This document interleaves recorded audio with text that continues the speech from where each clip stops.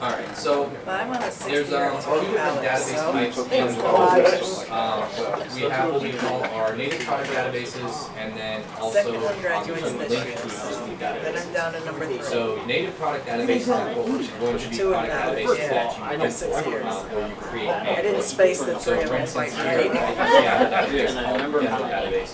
This is going to be a database that I created manually. This is going to be the one where I added items to it I have one in manually. Wisconsin And right now, I one just in started Iowa. building it as I go through And and my pull oldest one items. went in Illinois. The our products database would be a database that I imported, where I had a price list from a vendor. So it's Excel sheet, Iowa's about 6 text file, hours. CSV file. Wisconsin's To just import that into QuoteWorks. If you do have an Excel file, you do have to save it as a CSV to import it into Keeps them QuoteWorks. from coming home too often. It's pretty straightforward for the import. They're saying the same thing. But what you would do is anytime you want to set up a new database in QuoteWorks, you're going to click on Products, Set up Product Sources, and then you're going to click New.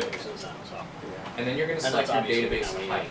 So if it's a QuoteWorks database, that means it's going to be a database that you're either creating manually or that you're importing in. So if you have a vendor that gave you a price file that you want to import prices from, you're going to set up this QuoteWorks database this way. So you would do next, and then you have the option to create a new native database or link to an existing one. The only reason you'd ever link to an existing one is if maybe one of your vendors has QuoteWorks and they have a product database that they're going to share with you, or if you had an old installation that maybe you're starting fresh and you want to copy over some of the data, then you'd link to an existing one. But 99% of the time, you're going to go ahead and create a new native product database in QuoteWorks. This is where you're going to set those security settings. I know a lot of you guys had questions about the security settings in your product sources, about being able to specify who has access to which database, or maybe I have a rep that sells these type of products and a rep that sells these type of products. I don't want them to see each other's products. So what you can do in that case is you can set these security settings on a database basis for each rep, and they can choose which ones have access to view it, to create, modify, and delete items in that database. So if you can see here, in this database that I'm about to create, I have access to view, create, modify, and delete. Everyone else, the administrator, Jen, and John Sales, they all have access just to view. So they can pull items from there, but they wouldn't be able to create, modify, or delete. If I said, I don't want Jen to have access to view that one, maybe we're competing and we have different products and we have different items, and I don't want her to see my product, she doesn't want me to see hers. I can take her off this list, and then she's not going to be able to view this database, only these people selected. So how did you get this one? This screen? Yeah, so there's going to be 2 steps to that. The first is you need to enable the product, need to enable the individual product data source level security. So that's under Tools Options and then the Security tab. So that's going to be the first step. If you do not have that checked, you won't be able to set the security settings on your product sources. Once you have that checked, anytime you need to create a new product list, or even if you want to apply it to one that already exists, create that setting or check that setting, go to your database, and so for instance, if I want to go to this demo database that I created, and I edit it, and then I just go through the wizard, now I'll get to the security setting here, and I can choose who has access to it. And so right now that means the administrator can view it, but I'm the only one who can view, create, modify, and delete that specific database. So that's how we would set security settings for a database in QuoteWorks. That's for the total database. So if you downloaded a database, Yep. and you needed to restrict products within that database, you would have to, I guess, Create a second database. create a second database with only those items. Right. And then do the whole restrictions that way. Exactly. Yeah. If you want to, all right. So we're going to go back a step here. So if we're creating a new database that you're importing or you're creating the items manually, you'll set QuoteWorks as the database type, and then you'll just follow the instructions on this wizard. And then you'll choose, do you want to show all the items when the database is selected? Do you want to generate manufacturers folder? You can if you want to, if you're going to have different manufacturers in the vendor database. And then disable product data source. This is useful if you have a product source from a vendor that maybe you're not selling their items anymore, but you don't want to delete the database for like historical purposes. You want to be able to check pricing and things like that. You can disable the data source, and it won't show up on your product lookup screen. So it won't show up here. It'll only be in there for historical purposes for any of your quotes or documents. So if you want to be able to run reporting and things of that nature, you can do that. And if you actually look here, if I go to set up product sources, anything that's red means that it's a database that I set up, and then I disabled it so it doesn't show up. So once you've created a new database, it's going to prompt you to give it a name. So we'll call this our new database. You can call it whatever you like.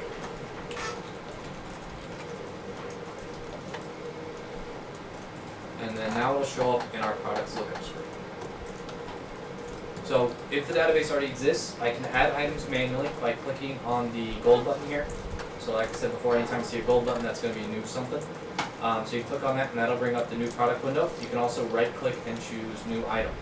Either one will bring up the same new product window. And then this is really the only field that's required is the manufacturer part number. We recommend filling out more than that, obviously, but it's the only one that QuoteWerks will say, hey, you actually have to have this field. So I can put in a part number. It can be letters, numbers, it can be a combination, whatever you want to put in there. The description is going to be the customer's description. So this is going to be whatever you want the customer to see as this item. So whatever you want to call the item. And then you can put in the manufacturer, vendor part number, internal part number. You can set the item type. If you want to set it's a product, we can do that. So if we want to say, this is a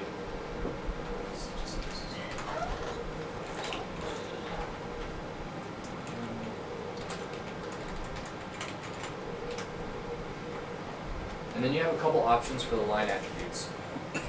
If you don't want the price to show anytime you have this item on the document, you can actually set that line attribute saying, hey, hide the price by default each time. In our case, we do want the price to show, so we're going to leave that unchecked. If you want to hide the quantity, so again, if you're doing any kind of services or labor charges where you don't want the customer to see the quantity by default, you can actually hide that quantity option as well. So you'll see you have the different line attributes. And then your pricing options. So for your cost, you have the option to set a fixed cost, so it's just whatever the cost is from the vendor. You can discount it from list, and we actually talked about that using the cost modifier. And then also you can do it based on volume. So if you do it based on volume, you basically say, hey, the start quantity from 1 to 4 is going to be at this price. 5 to 9 is going to be at this price, and you can go forward. So if you do have any kind of volume pricing or volume cost, you can set that here. For this one, we're just going to go ahead and do fixed. I'm going to set a fixed cost of cost us $150. Your item pricing method is going to be a lot more advanced. You're going to have a lot more options here. So you're actually going to be able to set a fixed price. So if you just want to say, it's $200, you can type in $200. You want to do gross margin, so saying, hey, we need a profit margin of 10%. We can set that. You can also do markup from cost, saying, we usually mark up our items 15% from cost. You can type that in. You can discount from list, so if you have a list price available. List price would be like MSRP, so anytime you hear us refer to list, that's what we're talking about, is basically the MSRP price, or the retail price for that specific item. So if I want to discount it from list, my customer's price is always 10% from list, I can type that in as well. You can do same as list price based on volume. So if you have volume pricing, you can set that as well, and it's going to look very similar to the based on cost. So we would set our quantities. I always recommend setting the quantities first, it's just a little easier. You do this for different types of customers. You can. There's an option, are you talking about the volume or? The discount by volume, you have a different structure for example, one type of customer versus another. There are product profiles. We'll definitely have to take that conversation offline because it can get very complex and very quickly. But there is an option for different customers have a different discount percentage for pricing and things like that. We can definitely do that. Then you also have the option for customer-based profiles that you're talking about. You can basically assign customers a specific price level, and then when you set them on the sold to ship to tab, there's a profile option. They'll use this pricing. So for instance, if this was it's $150 if they're level A.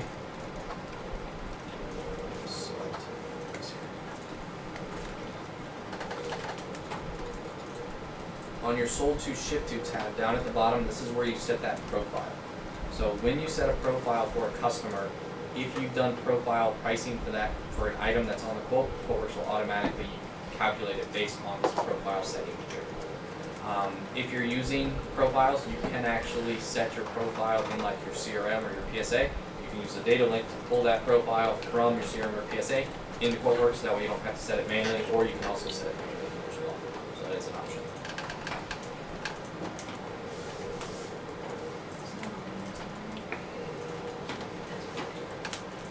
The other options are going to be the customer product profile. So this is one that gets really very complicated, but it's basically a profile matrix where it asks you set the based on the customer profile and based on the type of the item. If it's hardware or whatever item type you have, it has a specific discount. There's a very specific way this needs to be set up. We do have instructions for this. I think someone actually had a question about this in the survey. Okay. If you have a question about this, again, we'll take this offline because this is something that there's a lot of setup involved with this. But this is basically how you start. This is where you get started with that. And then the last option is based on formula. So if you wanted to calculate it based on the extended price of another item, such as the maintenance, or like what we said before, like how we calculate our maintenance, we can say based on the item type of other line items in the document, that's how we can do that. So that's how you can set it as like a default to calculate automatically if it's based off of other line items in the document.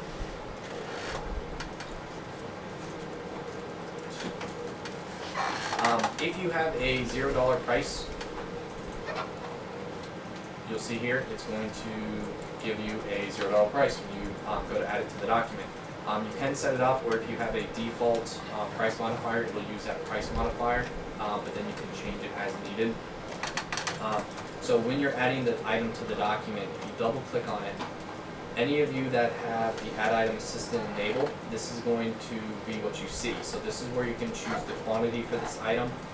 You can change the up and down arrows. You can just type in the quantity. You can also set your price modifier. So if I want to mark this up 15%, I can change that. Or maybe my default is 10% and I want to change it to 5%. You can adjust that. So you can make any adjustments to an item's price before you even add it to the document, even if it's already preset for you. And this is how you'll do that on this Add Item Assistant before you add it to the quote.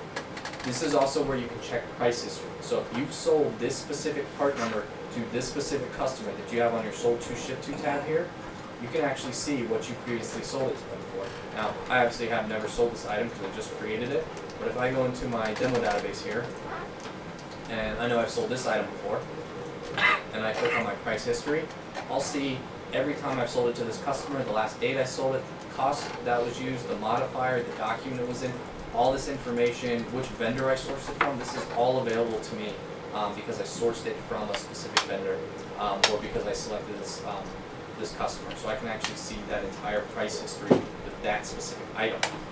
Right below it is going to be the price history for this item. This is everyone that you've sold it to, not just that specific customer. You can see we've actually quoted that today, and it shows up in our price history. So if you pull items that have been quoted previously for another customer and you want to see what you quoted them, you can see that information here.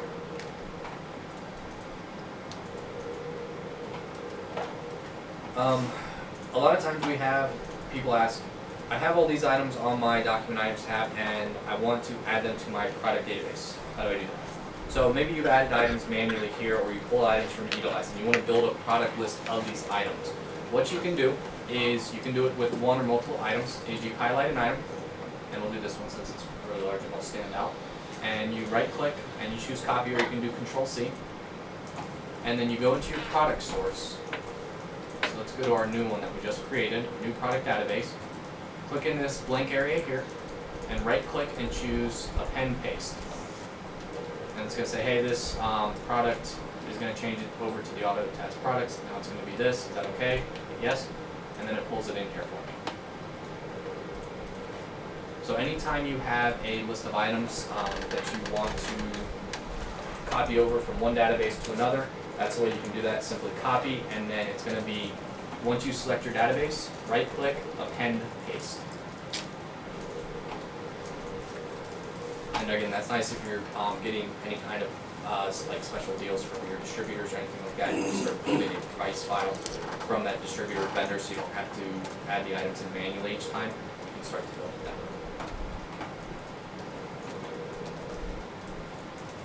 If you need to make a copy of an existing product source, under your products, set up product sources, all you need to do is simply find your database and right-click, and there's an option that says clone. And then this will make an exact copy of that database, and then you can change the name. So we could call this, new prod V2.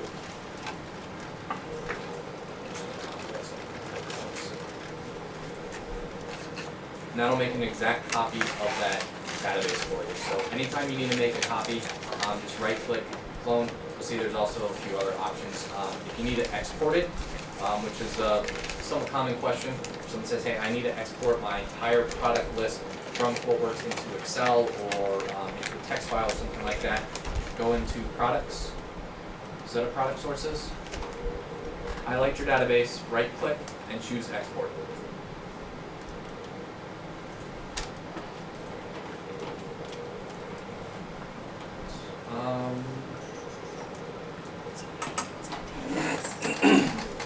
So those are creating native product databases by either doing it manually, or if you wanted to import items, I'll show you how to do that. So with the import wizard, you can import into an existing database or a new database. So on your products import wizard, you basically select the text file that you want to import. And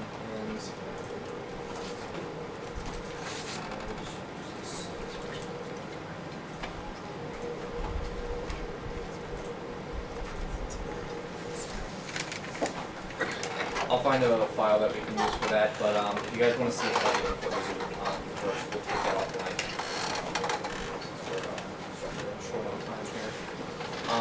Does anyone have any questions about managing product sources? So creating new product databases, editing them, changing names, cloning, anything like that, exporting.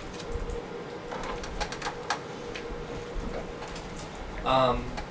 If you want to link to an external product list, so maybe your vendor sent you a price list, and they send you a price list once a week. Say, I don't want to have to import this every week or every month, however often they send it to me. If they send it to you in a Excel file, an Access file, SQL database, anything that you can actually link to, we can link to it in QuoteWorks under the same window. So we would do products, set up product sources. You would choose new, and then you would change the database type. So you'll see there's quite a few different database options. So if you're using Autotask, Salesforce, ConnectWise, you see this is where you're going to link to that existing database. This is also where you can link to an Excel sheet, or an Access database, or an Access 2007 database, or a SQL Server database. So anytime you need to link to an existing database, you can do it here, where you would select the database type, and then you simply select the file, and then you just run through the rest.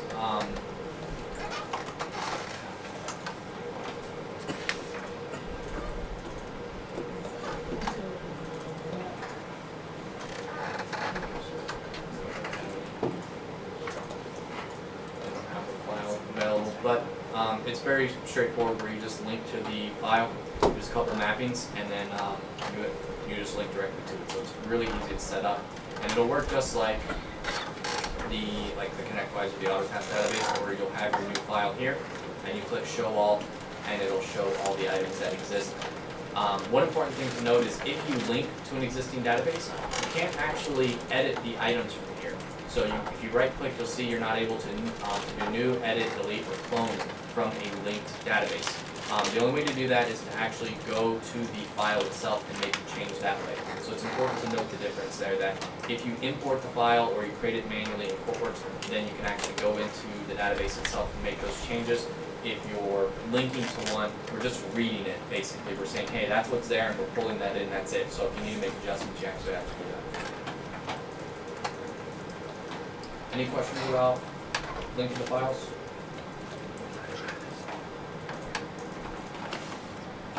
Alright. So let's go ahead and go to, so there's a couple new features for the product looker panel. So one of the major ones is going to be the multiple database search. So this is a really nice feature for anyone that has multiple databases in QuoteWerks. Before the last update, you weren't able to actually search all your databases at once. Now with this feature, this is exactly what this is for. So you can actually choose which databases you want to search and add items from there. So when you update, this feature will be here automatically. You don't have to turn anything on. And you'll be able to search by the manufacturer, vendor part number, item description, and manufacturer part number. So it'll all be the same there. You can even select your databases that you want to search from. So if I want to search, maybe my auto test products database, my demo database, my new product database, our products and services, or actually just those, I can hit OK. And then I can type in a specific word or how I want to do a search. I'm going to look for anything that has the word switch in it. And it returns back all my results, and it has it by vendor.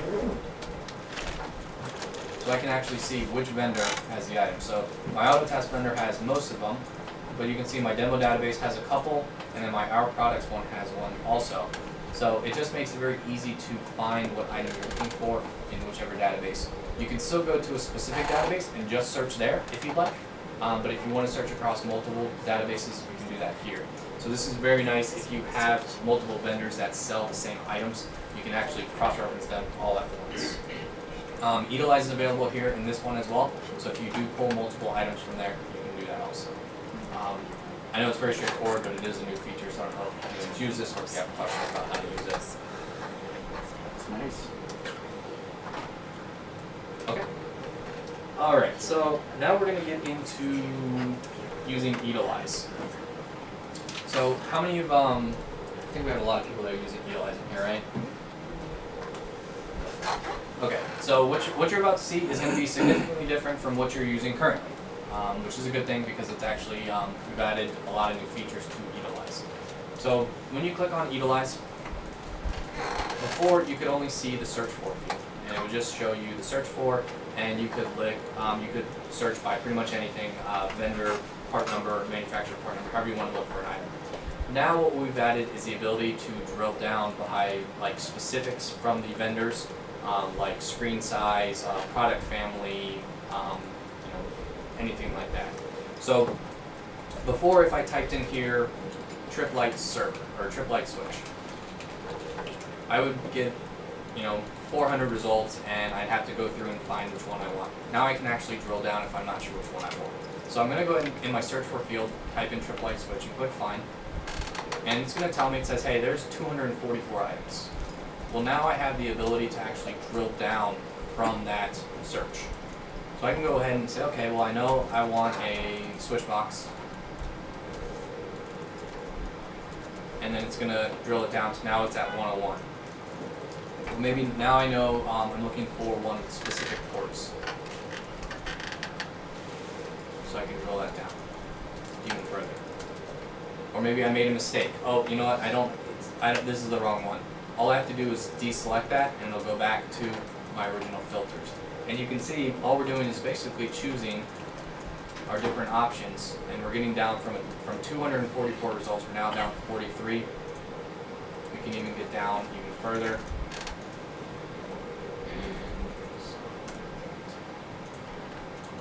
So we've got it down to 7.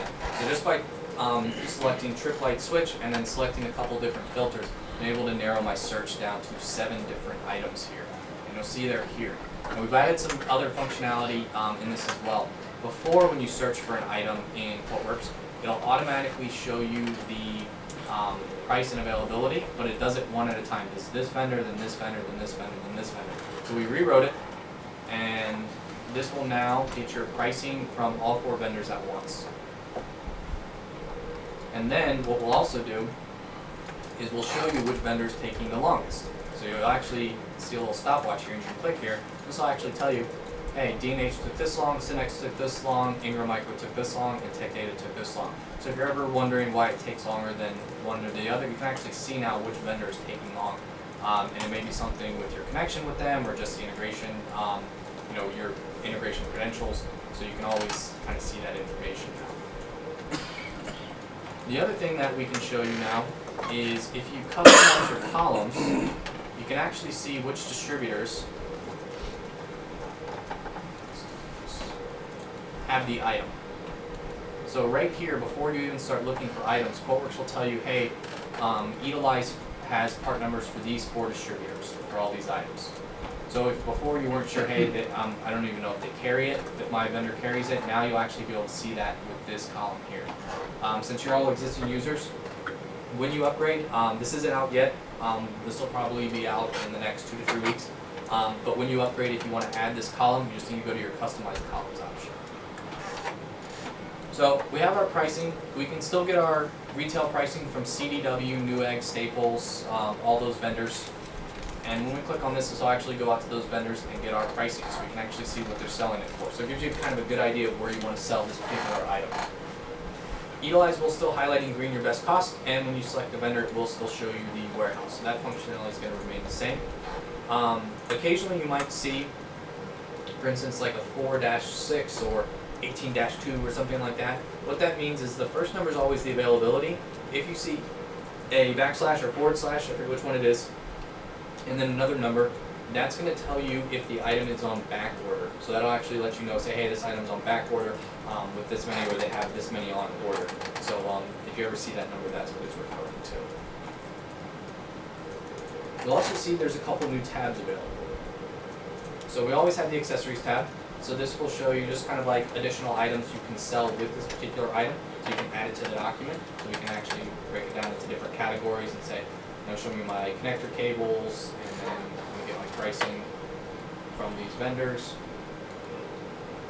And we can say, okay, Ingram Micro has the best price, let's source it from Ingram Micro. Add it to the quote. You'll also see there's an option for similar items. So if your vendor doesn't sell the item, or maybe they don't have it in stock, you can actually click on similar items, and QuoteWerks will show you items that are similar in functionality and features, and usually priced. Not all the time, but usually pretty close to the same price. So if you need to see if this item is a good match, or if you have it from your vendor, you can click on and open that item. Upsell items are going to allow you to upsell. So it'll be items that are similar, but basically have a little more functionality and are more expensive. So that functionality is going to be available here for you as well.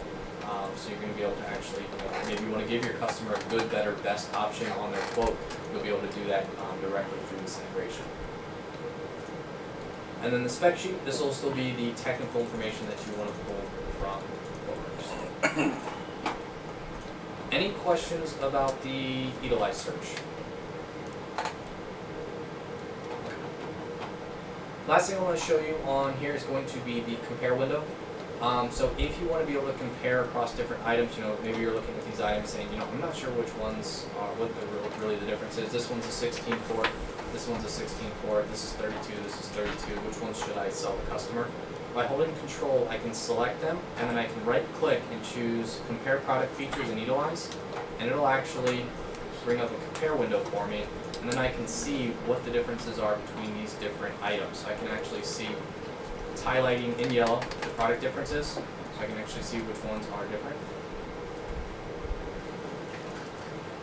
And then I can also get pricing and availability from the different items and see which ones have better price, which ones have best price with stock, that type of information. And you can see it's going to go out to all the vendors and get pricing at once. And then it'll let you know, highlighting green, always best price, and then you can see there's an option to select it so you can choose which vendor you want to source it from. If you want to give your customer this information, maybe the customer said, hey, send me over a couple options, I don't know which one I want. You can actually use this compare window, and you can add it to the PDF, or add it as a PDF to the links tab. And if we go back into our links tab, you'll see here's our PDF. And we can send this to the customer, and the customer can say, okay, you're giving them the different options. Maybe you're doing a good, better, best. They can say, okay, here's all the different options. Here's why I can make those options. You'll notice one thing is missing from here, and that's going to be your cost. We're obviously not going to include your cost in this file to the customer.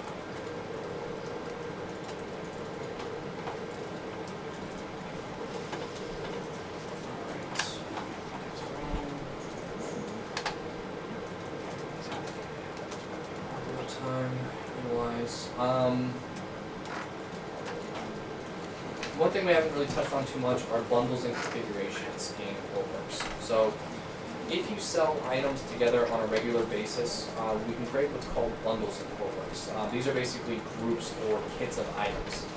Extremely useful, like I said, instead of having to manually add each item to the document, you can just select a bundle. So there's going to be two types of bundles. You're going to have a simple bundle and a group bundle. So I'm going to show you the group bundle first. So I'm going to edit this one. So group bundle is if the items are already grouped together. So if you remember earlier when we talked about, we selected a couple items and we grouped them together, they were highlighted yellow. That's what a group bundle is in QuoteWorks.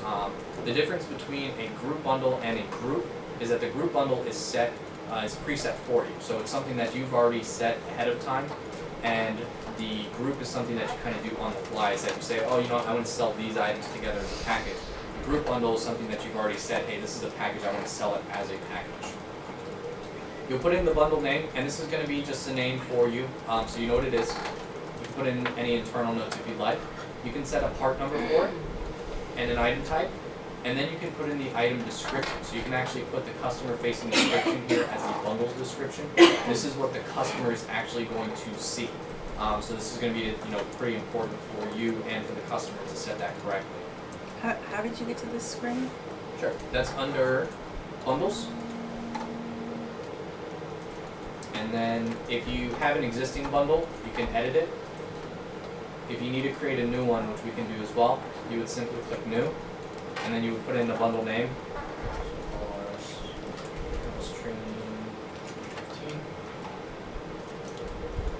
And then you just click edit, and then this is where you can specify what type of bundle it is. So if it's a group bundle, we can put in our part number and put in the description.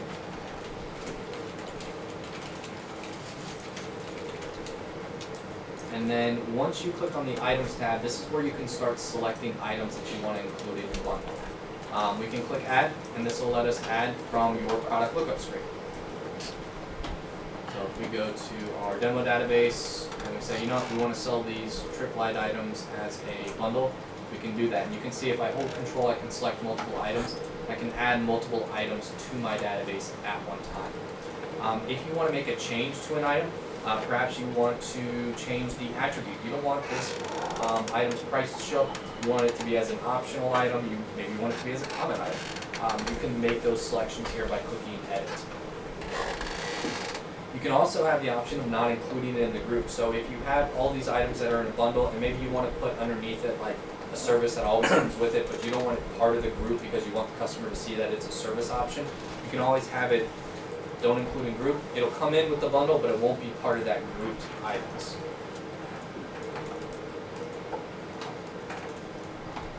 So we'll hit OK, and then I'm just going to start it. No, too many quotes open.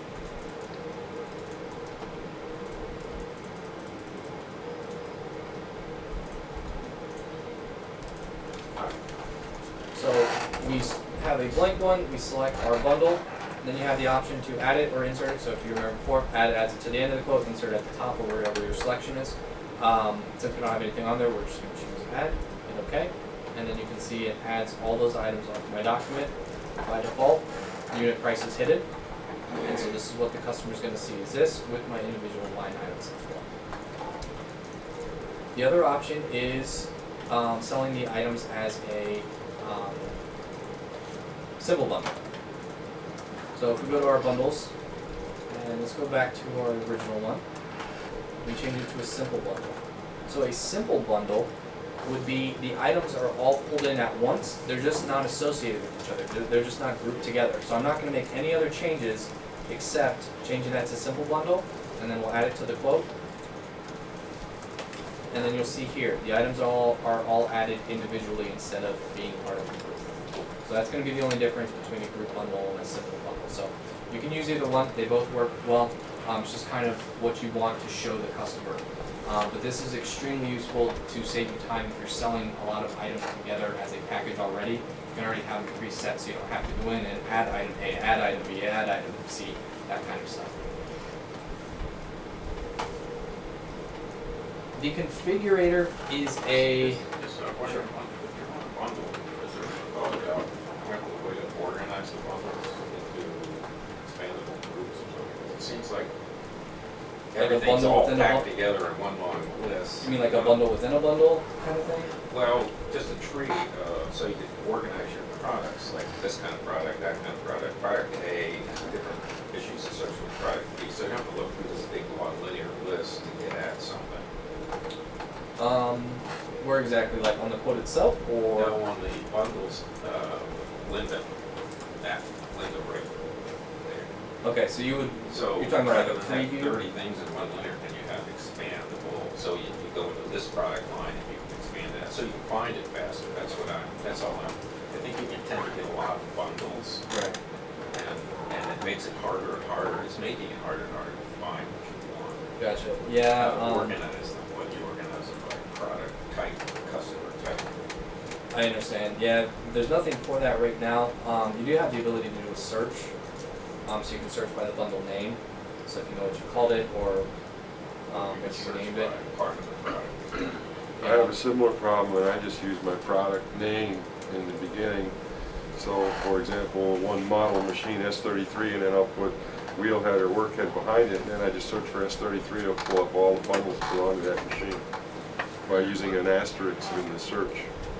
Yeah, that might be worth trying. But then you have to rename all your bundles. Yeah, okay.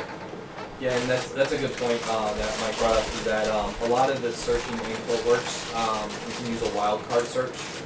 So basically a asterisk, or a lot of times a percent sign works also.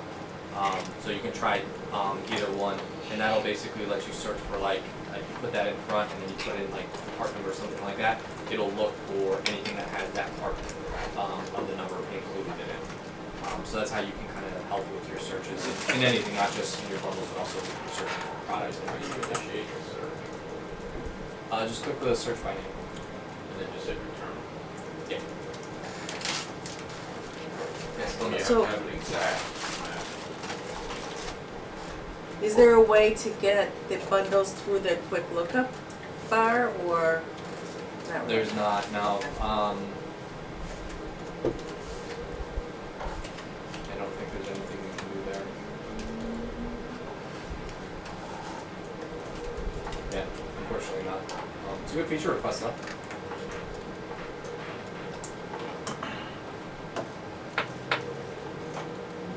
Okay. Any other questions about bundles?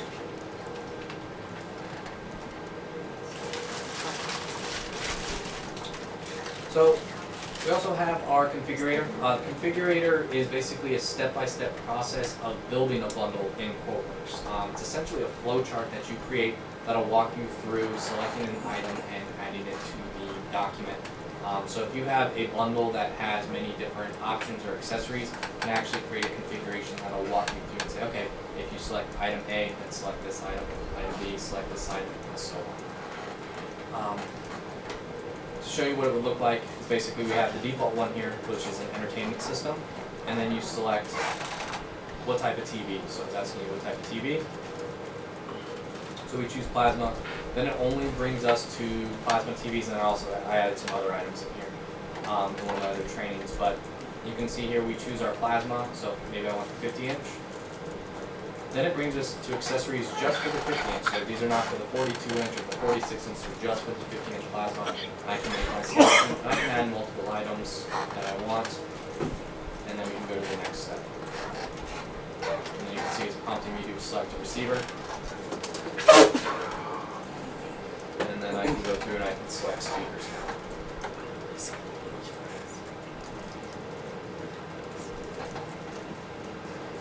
Skip that step.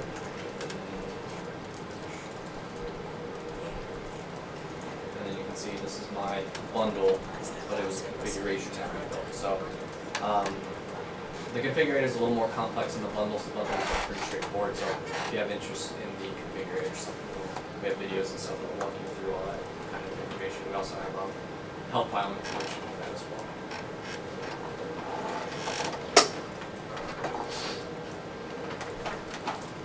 So let's go ahead and switch gears a little bit. So we've kind of touched on this already, but we're going to go directly into this. Adding items to the quote. you have quite a few different options. Obviously, you can add items through bundles or the configurator, which we just touched on. You also have the option to go to the products lookup window, which we discussed as well.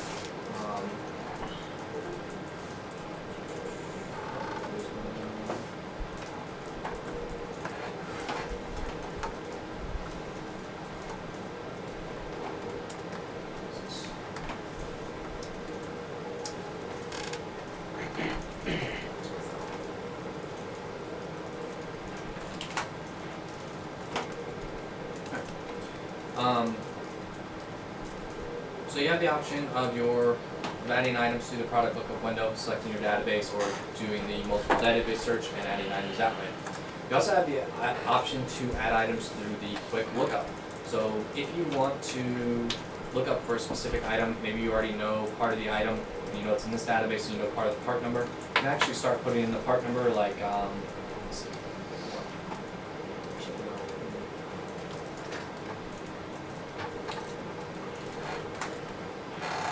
And then it'll bring us to our demo database. If it had found an exact match, we'll just add the item to our quote.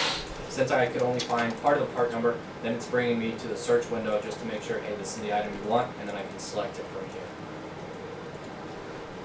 Now, working with the part number, something that we briefly talked about earlier was being able to do kind of like a autofill. So as you're like typing in the information into the line item, QuoteWerks automatically fills it with that information. So we can do that through the part number. So this is actually important because we use the quick lookup database field here. And if I click on the drop down, I can actually see all the part numbers in that database by clicking on that drop down. So since this one only has a few items, it's not a big deal, but if you have a database that has 30,000 items, it's going to take a second to load. Now what you can do to help with that is you can type in the part number and then hold shift on your keyboard and then click on the drop down, and it'll limit it to what you've typed in so far so that you can kind of specify it. So if you do have a database that has a lot of items and you want to be able to just search directly for that item here, you can do that.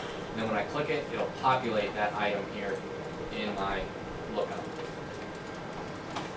Does that work with manufacturer part number only? It does. Now, if you don't have maybe you inserted an item and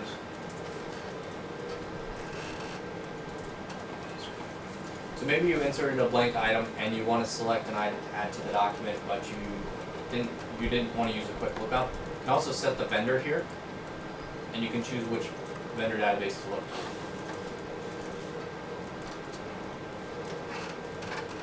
So this one you can see has 169 items, and I can search for this item.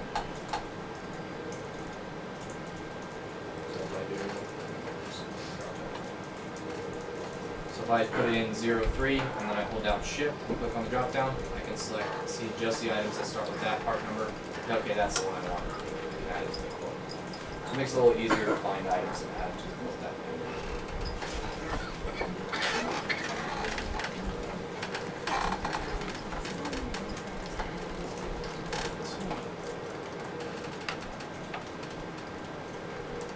Last thing to cover with the products, on your product lookup menu, going to be the columns here. So if you want to change the column names or descriptions, you can do that. So you can actually click on the Customize Columns button here, and this button's available in all the databases. And you can choose which columns you would like to display for your customer, or for your users rather.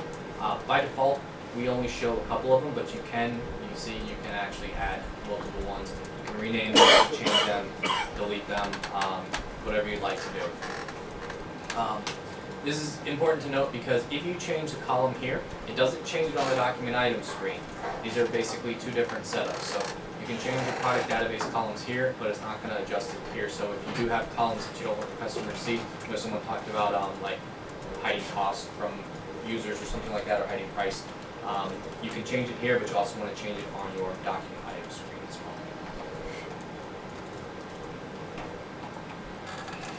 well. Okay, so once you've added items to the document, and we've kind of touched on this, you want to be able to update pricing and availability, or maybe just check pricing. I need to add something back into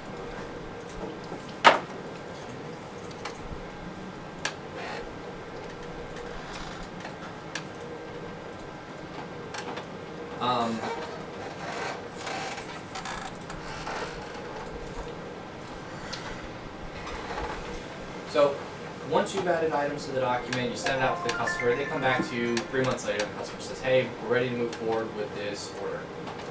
Can you send me an updated quote? You say, okay, no problem, let me go ahead and do that. Instead of having to go into your product database and go into here and say, okay, let me find this item, let me look at the price now, let me add it.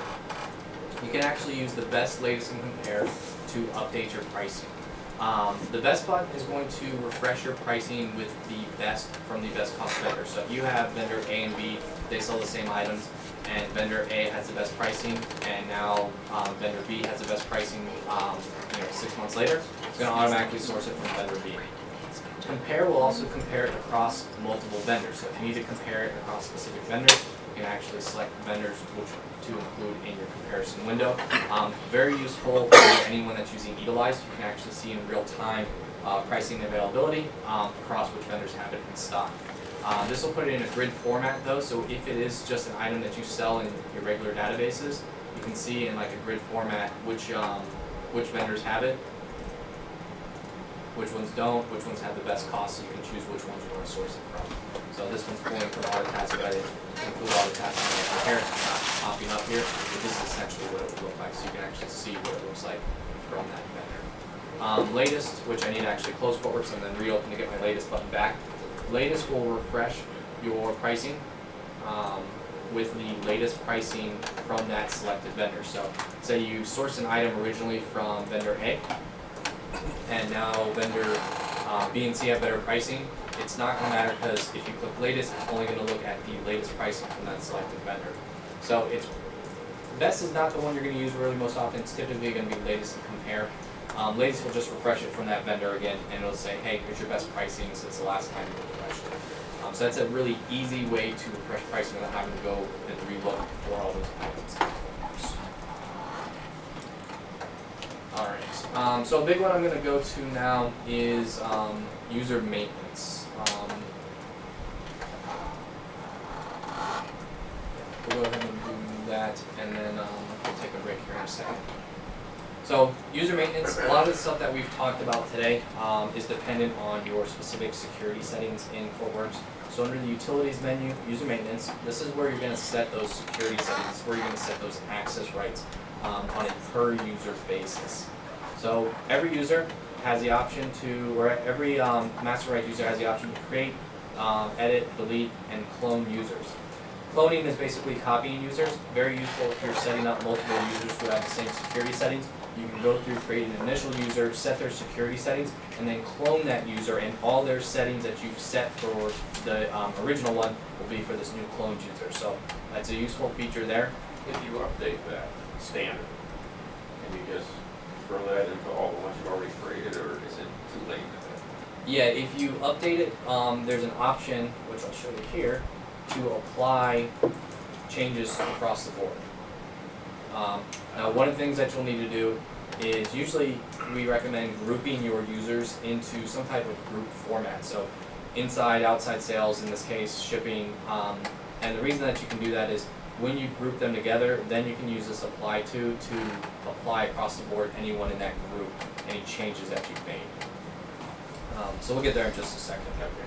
So the first option is you're going to have your login. So this is going to be your username in QuoteWerks, and you set your password, confirm the password. Then you have the option for master rights. Since I'm logged in as myself, in order to keep myself from getting locked out, QuoteWerks grays this out.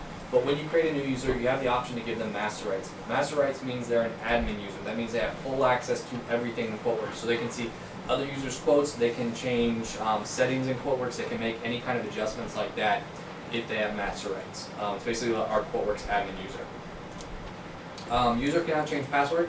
If you don't want the user to be able to change their password, you can check that here. If they have master rights, it's going to overwrite that. They will be able to change their password. And then user is inactive. This is useful if you had someone in the company who left, or maybe they're in hiatus or whatever, and you want to remove them from their login screen. You can set them as inactive, and they won't show up in the list. They'll still be in QuoteWerks, so if they have any quotes associated with them or any documents associated with them, you'll still have access to those and you won't get like an error message. But it'll at least pull them away from that login list that users see when they log into QuoteWerks. Group membership is where you can assign the membership for each group. I'll show you where you can actually create the groups here in just a second. But if you want to be able to apply multiple settings across multiple users, you're going to want to make sure they are in some type of group. Menus. This is going to be which menu options the user can see. You can see it has all the menu options here, so basically all the ones up top, and then you just expand them and you can choose exactly which menu options they have. So you can choose, no, I don't want this user to be able to create templates, so let's go ahead and remove the ability for them to create templates. I don't want them to be able to create revisions. We'll remove that. If you remove a menu option and it has a corresponding icon shortcut, the shortcut is removed as well. So that's how you'll remove any of these shortcut icons that you don't want, or if you're saying, hey, we're never going to use QuickBooks integration, purchasing, we're never going to use the refresh button, we're never going to use configurators, you can hide all those menu options and it'll remove the icons from here as well. Hey Brandon, with the corporate edition, you're obviously creating the users on the SQL server. How do I get that pushed out to my remote licensed laptop? Or do you have to individually recreate all those users again on your laptop? No, there's a sync. You run the sync from your laptop, and when you run the sync, there's actually a sync profile you can select, and it will synchronize all these security settings. So the security settings sync, it will automatically sync that? Correct. Okay.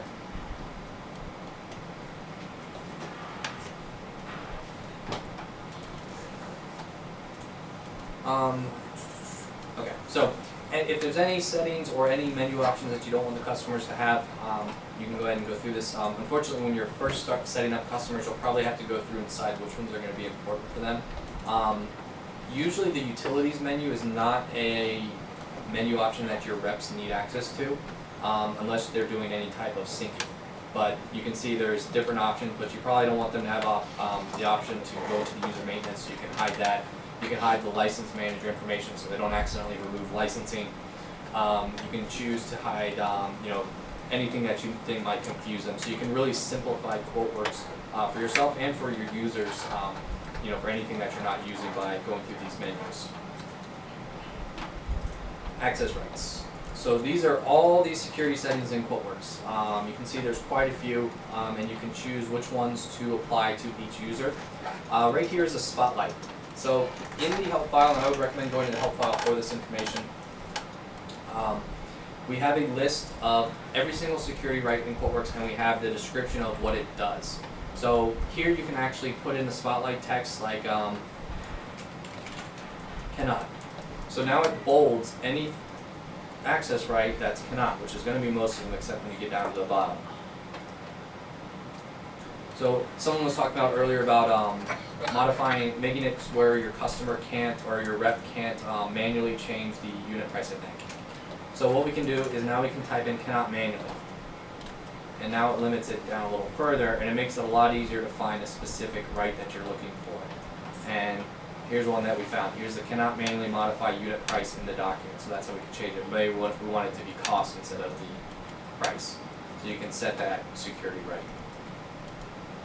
So again, in the help file, we have a list of all these settings, what they do, but this is how you can kind of drill down. So once you find one, you can type it in the spotlight, and then QuoteWerks will highlight it for you so you can easily make that adjustment.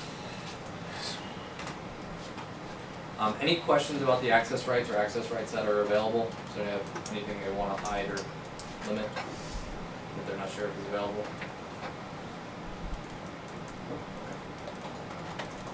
Your documents. The documents tab is where you specify who has access to this user's documents. So right now I'm editing Brandon's documents or settings. Documents tab is referring to this user that you're making changes to. So I'm saying that anyone in inside sales and outside sales can view my documents. However, they can't modify, they can't delete, but they can prepare documents for me. Now, these settings are overruled if you have master rights. If you have master rights, you can automatically view, modify, delete, and prepare anyone's documents. Doesn't matter what the settings are here or not. If you want to change who has access to view, modify, or delete your documents, just click change, and then you can select a specific user or a specific group. So again, this is where it's nice to have those groups where they'll probably be sharing a lot of the same documents. You can actually specify which groups have access to another user's documents. This is also where we're going to set our document approval settings. So someone asked earlier about, setting, hey, if the document margin is so high, we had the item that was 91%, how do we kind of flag that in QuoteWerks? This is where you would actually do that. So on your document approval settings, and I already have mine set up, we can actually choose to require approval, and then you can set your document level. So right now I have it set that, hey, if the document is over $1,000, it requires a single standard approver. So that means that either the administrator or Brandon has to approve the document before it can be sent to the customer. If it's over $5,000, it requires an escalated approval, and that's my escalator approvals here, which happen to be the same users, but it still requires approval before it can be sent out to the customer. This is where you can set the margin. So if your document is under a certain margin, maybe you require, hey, all our quotes need to hit a 12% margin before they can go out to the customer. You can set that here, and you can say, hey, it needs to be 12%, or it can't go out to the customer, and QuoteWerks will actually flag it. If the rep changes it, if they says it's under 12% and they get it to 14%, then the quote will go out. They don't have to get approval because it's over that minimum amount. This just keeps them from sending out something that they shouldn't. Same thing with document over. 90% margin would be great on every quote. I'm sure everyone would love to send out 90% margin quotes, but it's probably not likely. So if you know that, hey, most of our quotes are anywhere between 30 and 40%, or maybe you just want to set it as 50 just in case, that'll kind of flag it and say, hey, your margin's over 50%. You might want to check this, because the rep may have just missed something. They'll actually get a message saying, hey, your margin's over 50%. You need to check the document, or you need to request approval. You can also do it on an item level instead of a document. So this is all document level settings. You can also do it on the item level, where you can choose, okay, when any single item's margin is under a specific percentage, so it's under 1%, it requires a single standard approver. If it's under or if it's over a specific percentage, it requires a standard approver. This is good if any of you do any kind of government work. The government usually has a specific margin that you can sell up to, but you can't sell over that. So you can kind of require that setting here. So you can say, all our documents need to be no higher than 25% in order to be able to sell that to the government. So you can kind of flag it that way. And then these are going to be the specific restrictions. So we cannot allow the email until approved. So that means they won't be able to email it out. They won't be able to print it, so they can't print it out here and then deliver a hard copy to the customer. They can't send it via QuoteValley. So if you're using QuoteValley, you won't be able to upload it to QuoteValley. You can't save it as a PDF either, and you can also have it not allowed to convert to order until approved. So if someone's trying to get around it, you can say, maybe they're going to try to convert it to an order first. That'll remove that. Same thing for invoice. You can set up a approval setting profile that everyone can use. That way you don't have to worry about doing this manually for every user. So instead of choosing, yes, it requires quote approval, I would choose obtain these settings from a shared profile, click on my drop down, and then select my test profile here. And that populates all my information for me.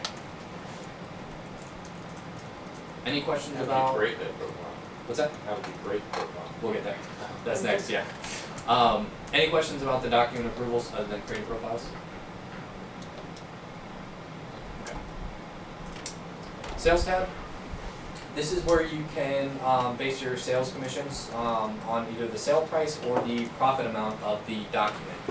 So if you say, our reps make 15% on every document, or if it's they make 15% on the profit, you can put that here. This is also where you can set that monthly sales quota that a lot of you have asked about. So for this to show up in your dashboard, you do have to set that here.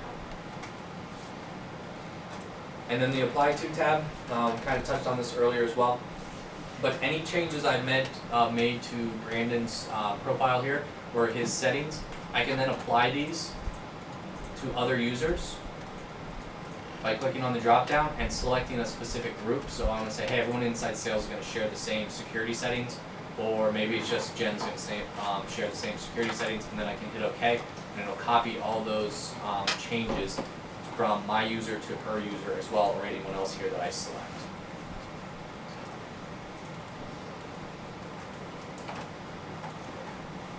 So we're gonna back up just a little bit.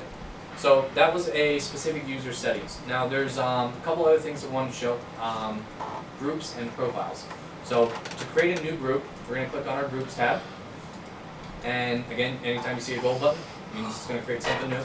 So you create a new one and you put in the group name, so whatever you wanna call it. So we already have 3 for inside sales, outside sales, and shipping. And you can see I can actually delete, or if you need to edit or rename, you can actually click rename. When you highlight a group, it'll tell you who is attached to it. So my inside sales and my outside sales, only the administrator is assigned to these groups. And my shipping has no group members, so you can quickly see if anyone's assigned to a specific group. Profiles, this is your document approval profiles that we talked about. So these are the 2 profile settings that have been created so far. If I wanted to create a new one, I can click on the new button. I can also clone an existing one. So if one of the profiles is pretty close to what you wanted to do, but maybe for this rep, you're going to change it just a little bit. Maybe they have a little more leeway, they've been there longer. You can create an additional approval profile just for them by cloning an existing one and then making some modifications. So if I create new, it's going to prompt me for a profile name. So we're going to call this our in-house training profile. And then we're going to say yes, it requires quote approval. And then you can go through and just set the settings. And then once you've saved it, so we'll say document is over 15,000, it requires quote approval. Single standard, and the standard approver is going to be the administrator. So that's saying that only the administrator needs to approve any document over $15,000. And that's the only required. How do you know it's ready for approval? How does the user? QuoteWerks will actually prompt you. QuoteWerks will prompt you. So when you try to send the quote to a customer or upload it to Quote Valet, basically do anything other than save it, QuoteWerks will say, hey, your document, it requires approval because it's over a certain value, it's under a certain margin, it's over a certain margin, whatever the issue is, it'll tell you. And then there'll be an option, it'll say, do you want to request approval? And you can hit yes, and then it'll open up an email window so you can send an approval request to whoever the approver is going to be.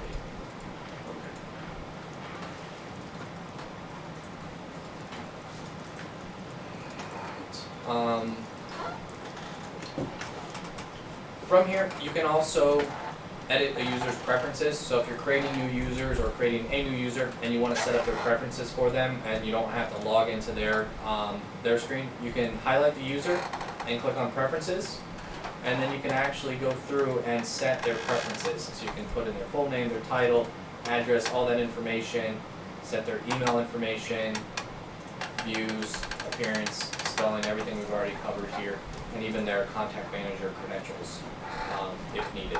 So anytime you need to you create a new user, or if you need to modify someone's preferences, you don't actually have to leave or log out of your installation and log into under their username. You can do it from the user maintenance window if you have the security access to this.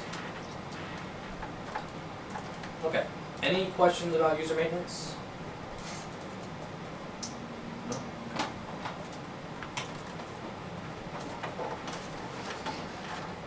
Alright, so the next chapter we're going to go to is Quote Valet, and then we'll take another break here. So the Quote Valet setup is going to be very simple. How many? Are you guys using Quote Valet? How many people do we have using it? Yeah, so Quote Valet, for any of you who are not using it or not sure what it is, basically what it allows you to do is instead of emailing a customer a PDF file, you can send the customer a web link. When the customer clicks on that link, it populates their quote in a web browser, and then it sends an email to you notifying you that they viewed the quote for the first time. The customer can then electronically sign and accept the quote, and you'll receive a notification when that happens. If you accept credit card payments, the customer can also make payment on the document as well. So I'll show you how that works. If you're interested in seeing more, just let me know. Some of the other nice features about Quote Valet is it's going to allow you to actually give the customer options. So if you're setting items as optional in your quote, the customer can actually choose which options they want. So let's go ahead and select our contact. And let's go ahead and select some items. Brandon, that's an additional license fee, right? It is. Quote That is Valet? correct. Yeah. If you'd like a free trial, just let us know, and we can set you up a free trial. Just if you're not sure it's going to work for you. So this thing, we're just gonna create a quick quote. I'll show you how it works, and then I'll show you how this setup works.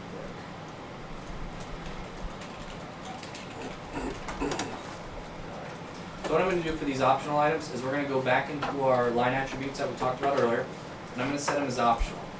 But I'm also going to choose is selected because I want them to be part of the quote total. I'm going to hit OK. And then I'm going to give the customer the option of these two items here, but I want them to make the selection based on the mutual selected or the mutually exclusive options. So we're going to name it hit yes. Alright, and then we're going to save it. Time we don't have internet access. Alright, so when you use Quote Valet, you use Quote Valet just like you were emailing a quote to the customer. The only difference is after you preview your quote, you're actually going to choose Upload to Quote Valet instead. So you still select the layout, so we're going to select the layout we want. In this case, we're going to want this layout. If you want to include a cover page, your literature documentation, spec sheets, anything that you want to be part of that PDF document, you're still going to make those selections, so nothing's going to change there. So we can even preview our document. Hey, everything looks great. Let's go ahead and send this out to the customer. So we're going to choose Upload to Quote Valet. Remember how you were asking about what the approval looks like? This is saying, hey, your document's over $1,000. Since I have master rights, I can override it. A normal user, it would just say, do you want to request approval? So that's what the window would look like. So there's our PDF document. So we attach a PDF version of the document for the customer. So if they need a hard copy of it, or maybe you have terms and conditions that they need to read over, or they just need a copy of it, they'll have that available. And then we're going to upload it to Quote Valet. And then we're going to preview this document.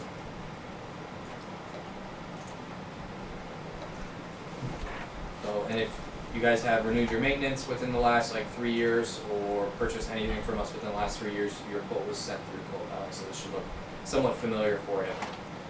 So you can see here, we have our sales rep information, so pretty standard. Here's our PDF, which we can click on, and we can actually see, so the customer can print this off, they can save it as a copy. So like I said, if you have something that they need, they have an option to collect it that way. And then down here, this is where Quote Valet is extremely powerful, is that the customer can actually make their selection. So they can actually say, I want this option, I don't want these two options, click update, and it'll actually update our total in real time for the customer. You can even set it up where the customer can change the quantity. So any of you that are using Quote Valet, if you want to give your customer the option to change the quantity on the quote, we have a 4-minute video on the website that actually walks you through how to do it. It takes just that long to make the change. It's actually a very simple If adjustment. they change the quantity and pricing according to volume, will it change the price to match the volume? It will actually. Yeah. Yeah, because it's pulling from your database, so it'll update. And then the customer can electronically sign and accept the quote. Or if they have questions, they can actually post comments here. So they can say, I have a question, let me post my comment here. When they post a comment, this will actually send an email to the sales rep notifying them, hey, your customer posted a comment, and it'll put the text in there. It'll say, hey, customer posted this comment. And then you have the option to reply directly to that email, or you can come back into Quote Valet and respond. So now if you'll see there's a Quote Valet tab available, we can actually see all the activity for this quote so far. So we'll be able to actually see if the customer selected an option. I think someone asked that earlier. If you have an optional item, the customer deselected it, there's a message pop up. This is where that message pops up if you're using Quote Valet. And then we can see customer changed an option, customer posted a comment. So as a sales rep, maybe I want to respond. So I'm just going to log in using my QuoteWerks credentials. So I log in just like I was logging into QuoteWerks. And then it brings me into my sales rep facing mode, and then I can respond back to the customer's comment. So if, for those of you using Quote Valet, anytime you need to respond to a comment or just look at the information based on what the customer's saying, or just you want to see the customer side of things, or the sales rep side of things rather, you can log in just using your QuoteWerks credentials to do that. A couple different options over here. Once you've uploaded your quote, you can view the customer facing page without it seeing it as a view.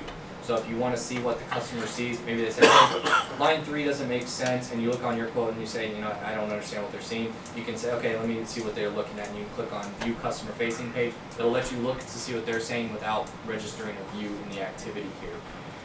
You can also recall the quote. This is a great feature if you've ever sent out a quote and you sent it out and you immediately realize that you forgot to include something, maybe something's no longer available, your pricing is wrong. So before the customer has a chance to accept it, you can actually recall the quote, and you can put in a message why you recalled the quote for the customer.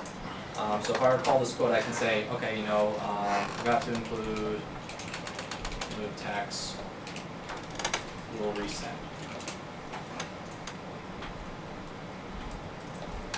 So if the customer looks at the quote, this is what they'll see instead of their quote.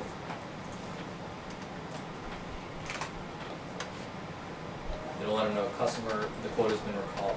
And this does two things, is that one, it allows them not to accept a quote that has incorrect pricing. Two, it also doesn't let them see what the original pricing was. So they're not actually going to be able to see what the quote had on it. And then the nice thing is, once you've made the change, you've fixed whatever it was, you simply need to re-upload it to QuoteWerks. And then you resubmit it, and then that'll actually re-upload it to QuoteWerks with all this information.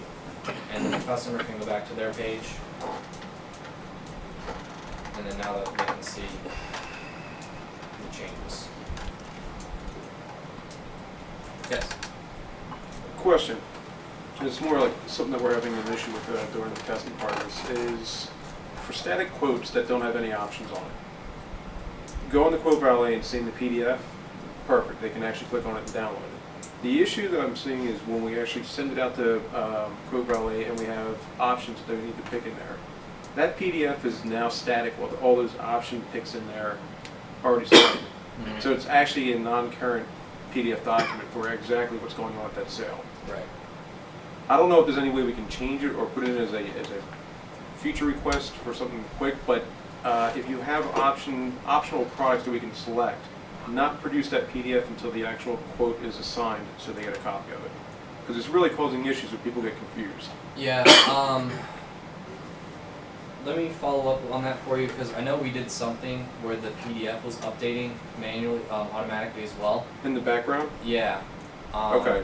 And I'm trying to remember if that was only for Quote Valet Mobile, or if that was for Quote Valet also. I'll check on that for you. Okay. Yeah, I've heard that before.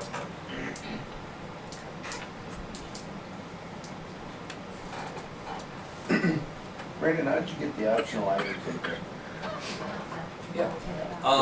When you have your items on the document, you just need to edit the line attributes and then change the optional setting to yes. So if you set it to yes, it'll give you the checkbox. And that only correlates to Quote Valet. Right. Yeah, I mean, it'll show optional on your quote, like the PDF version, it'll say like optional next to it. But as far as like a checkbox or anything like that, that's only going to show up via Quote Valet. To do the radial button, it was where we set these items as optional, and then we assign them to a group. So we said, hey, these are the part of the same group, but you have to select one. That's how you can set it up in QuoteWerks or Quote Valet, for the customer to select the optional items. So that's how they got. Here, there's checkboxes for our optional items, and then this is the radial button.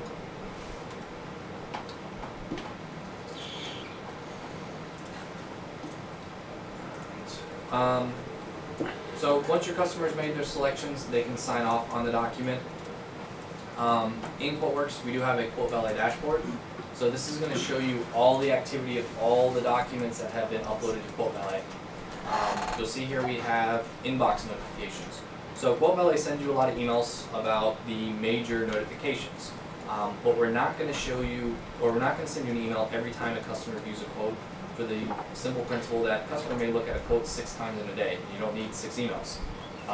One would probably suffice letting you know that they got it.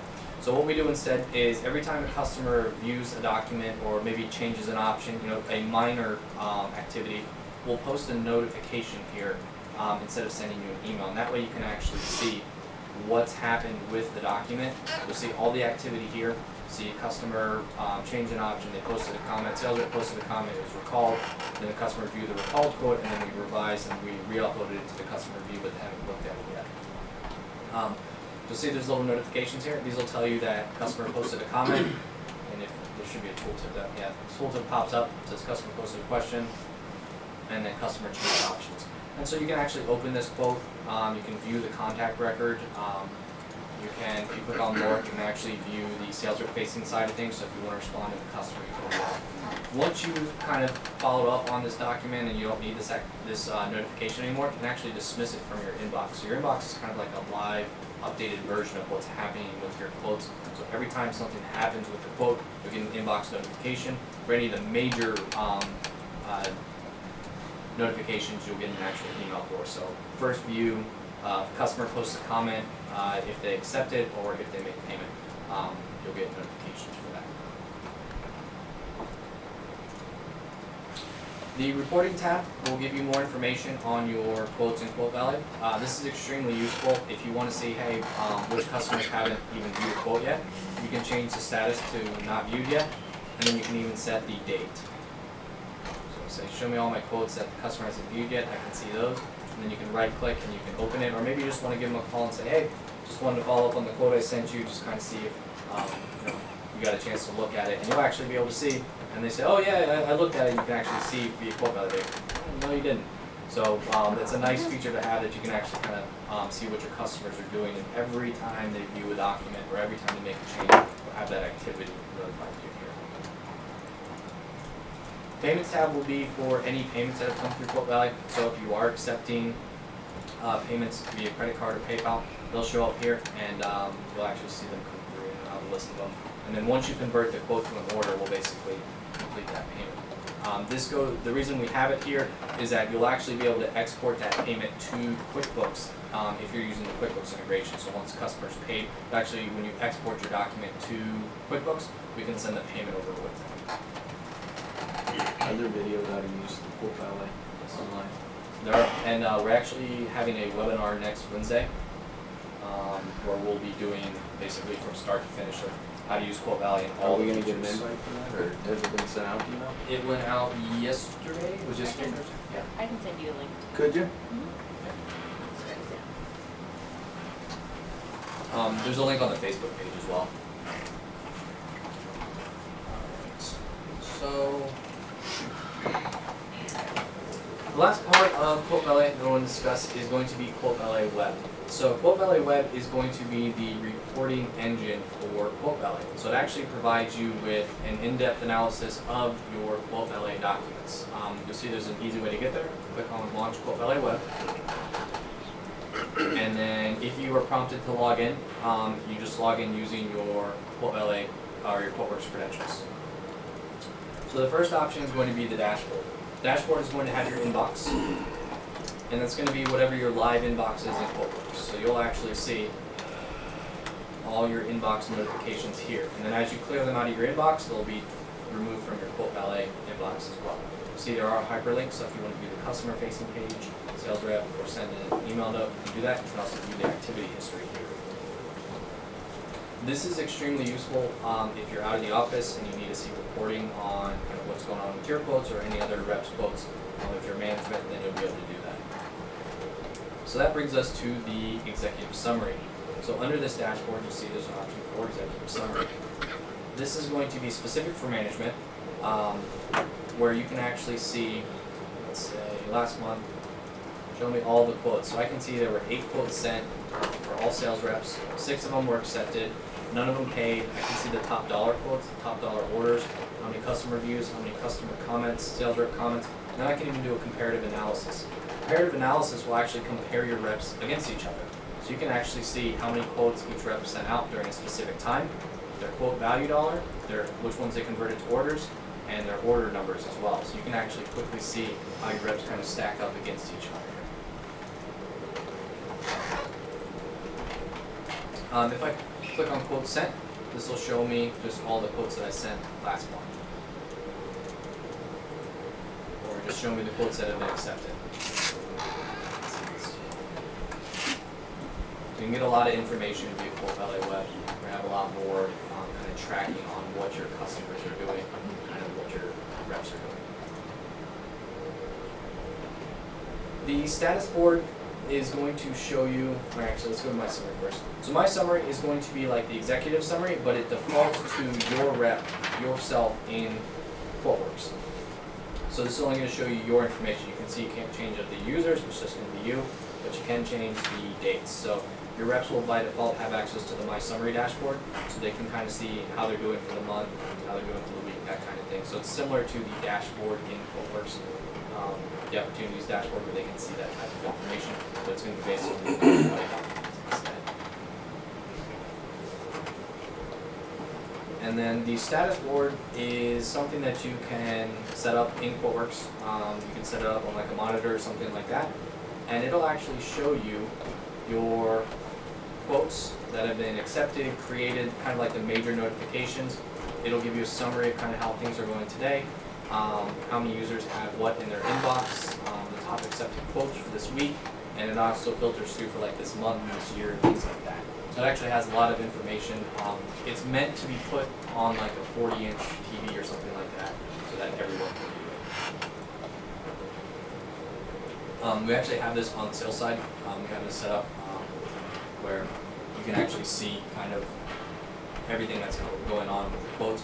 It's extremely useful if you have reps in and out all the time and you ever miss orders or orders take too long to be processed.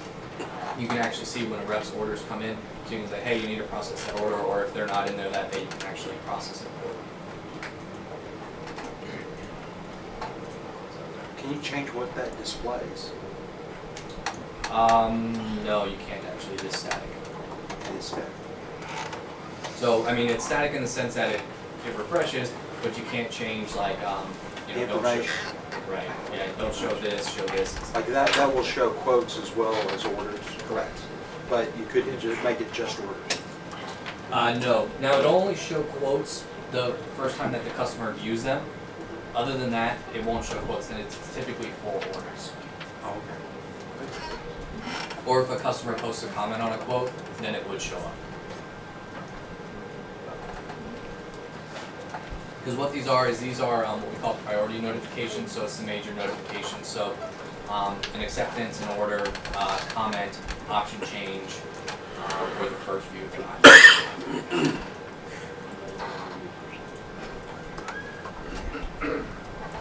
This is also where you can access peer reviews and approvals, which is actually, I think where we're going next.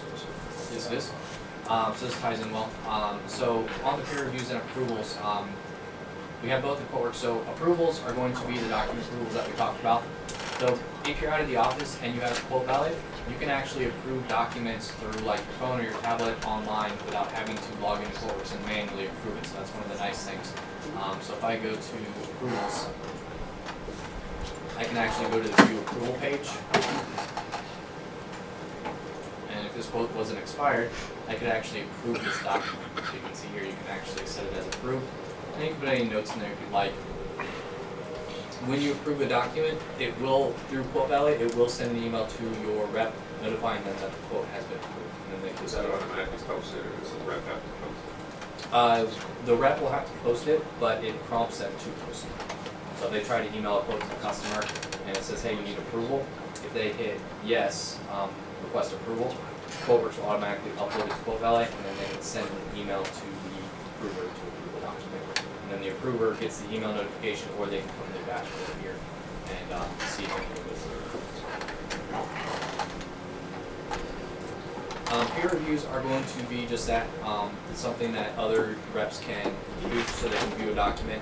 You know, if you want someone else to say, hey, can you take a look at this, make sure I didn't miss anything before I send this out, you can upload it as a peer review instead, and there's no approval, it's not required, it's just so someone else can take a look at the document. And then there is an option to search for a specific document, so if someone said, hey, I requested approval in this document, can't find it, you can go to the find here and you can put in like the document number and see if it showed up, and you can see if it did actually upload for review. Alright, so I think that's a good stopping point for here. Let's go ahead and take a 15-minute break. I'll let you guys stretch your legs and get some water. So, layout customizations is one of those things that a lot of people have asked about. The layouts are obviously fully customizable. You can really make them look however you like. We're going to get into some of that. There's also a webinar on the website where we did a full hour of layout customizations and how you can make changes and things like that. So we'll cover some of that here. So the layouts are broken down into different sections on the document. You have the QuoteWerks layout file, which is this. This is going to be your FPC file. And you can see it has different database fields listed on the document. It's going to have your different sections, so like a report header, detail section, and report footer. Wow. We'll get there. A report footer and a page footer.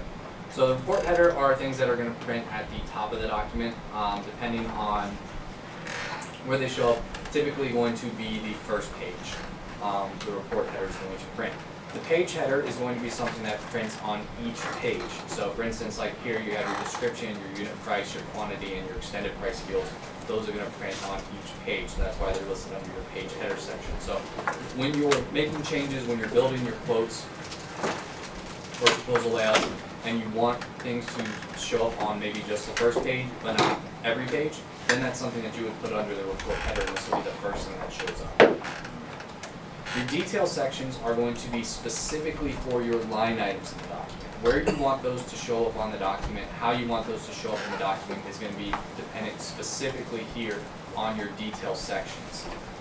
This one is a pretty complicated layout. It has quite a few different detail sections because each detail section has different formulas and is showing different information. So in the QuoteWerks Layout Designer, you can actually create filters to show a specific section. So we talked about this earlier that, hey, when I have a heading, I want it to be bolded and have this yellow underline, or this gold underline. If I wanted it to be a comment line instead, I can change the filter.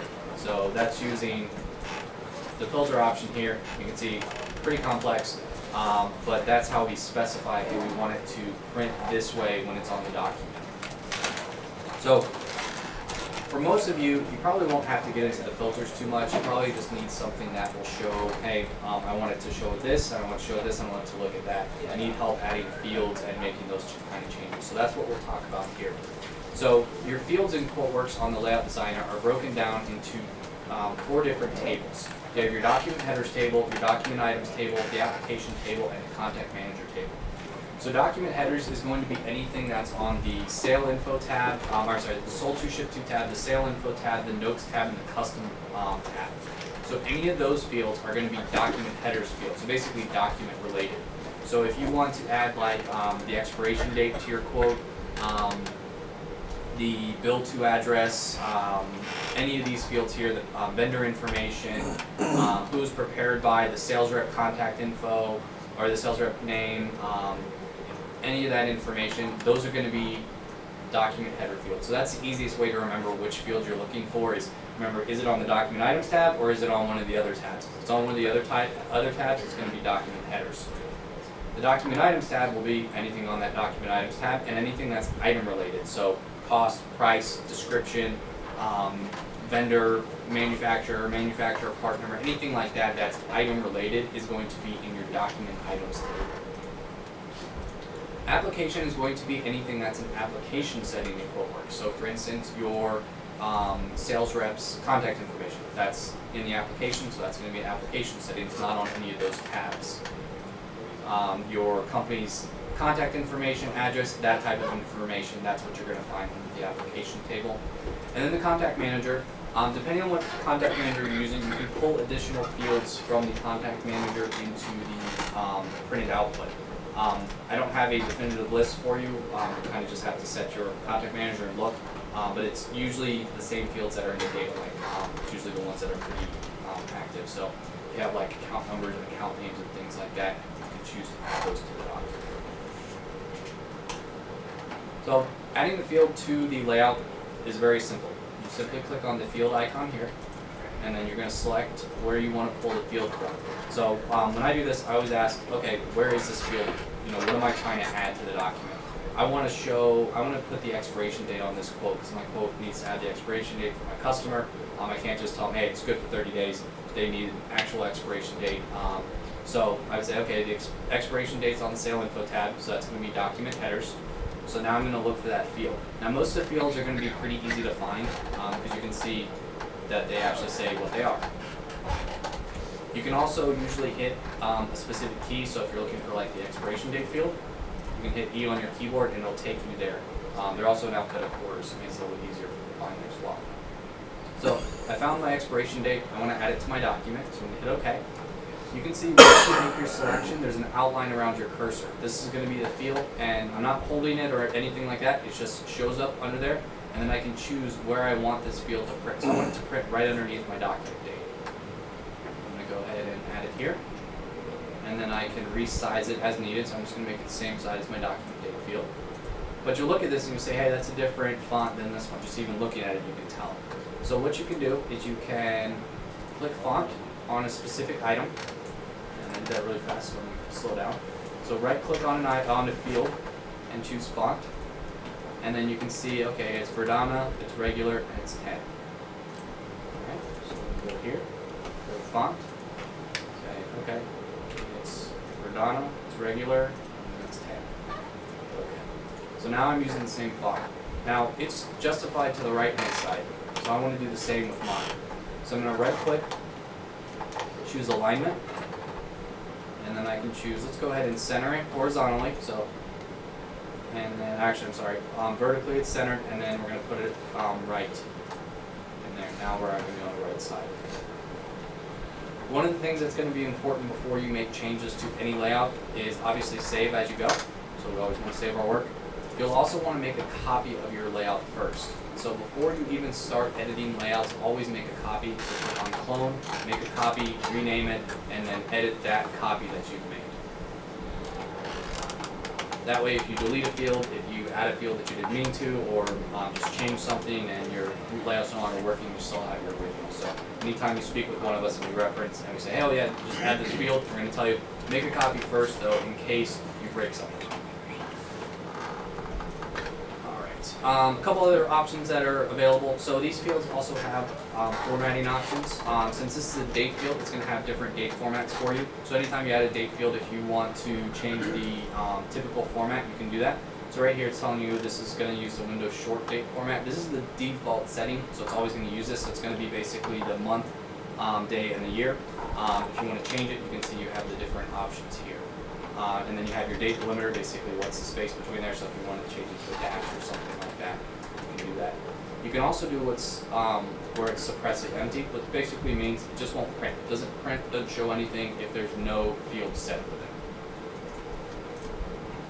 So that's if you're adding something like a report header field, something that's kind of static.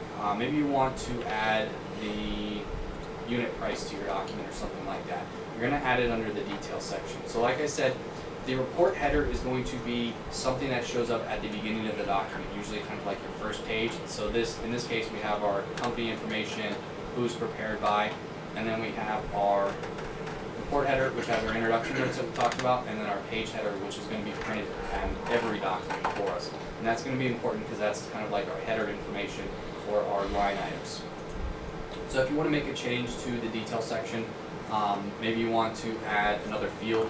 For instance, we have another field that we're using. We want to add a custom text field because we're putting in like a secondary description with all our items. So I want to add I want to use a custom text on one field for that on my quote. So I'm going to click field. Change this to document items because this is now an item related thing. It's something that we want to add to an item. And we're going to select our field. So again, I'm just going to hit C on my keyboard just to get down to my custom options. Select custom text 01, hit OK. Again, it's going to be around my cursor, and then I can make my selection. And then again, we can go through the formatting and the pricing, where the font changes. So we can say that's Verdana, it's regular, and it's This one's also going to have a formatting option. So this is useful if you're using the introduction notes or the closing notes or anything that you want to wrap the text. By default, it should do the word wrap, where it's going to go to the next line if you hit the margin of the document. But you can also set it if you want to capitalize it. If you want to capitalize the first letter of every word, you can check that. You can also have it just printed all lowercase if you want to. There's also a couple options. If you want to mark a field as invisible, maybe it's a field you're no longer using or you're not going to be using for a while, but you don't want to remove it from the quote, you can mark it as invisible and it won't show up on the document, but the field will still be there, so if you don't want to worry about adding it later, you can do that. Yes? I have the word wrap text and the variable line selected, and when the data is not long enough to wrap, it still has two separate line spaces in there with a line separated. Is that weird? It's like in that one square, it still has a row, line, and a row, even though it's nothing to wrap. Yeah, that shouldn't do that.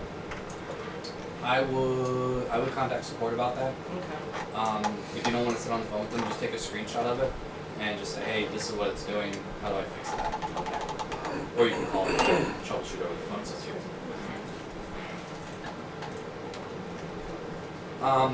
There's quite a few different filters that you can add. If you look here, this detail section 4, I built a filter here that says, hey, if the line type is equal to 256 and the description is blank, go ahead and print like this.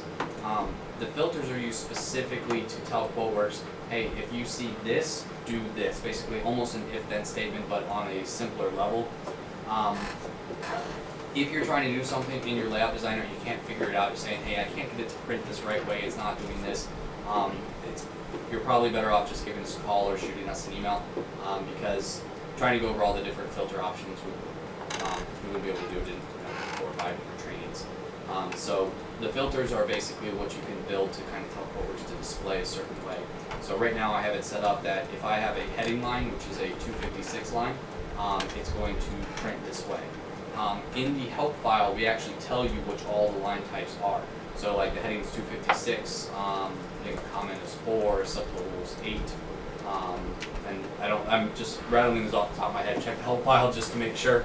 But you can check those heading files or those line types. It's in the help file. I'll tell you, it is under the.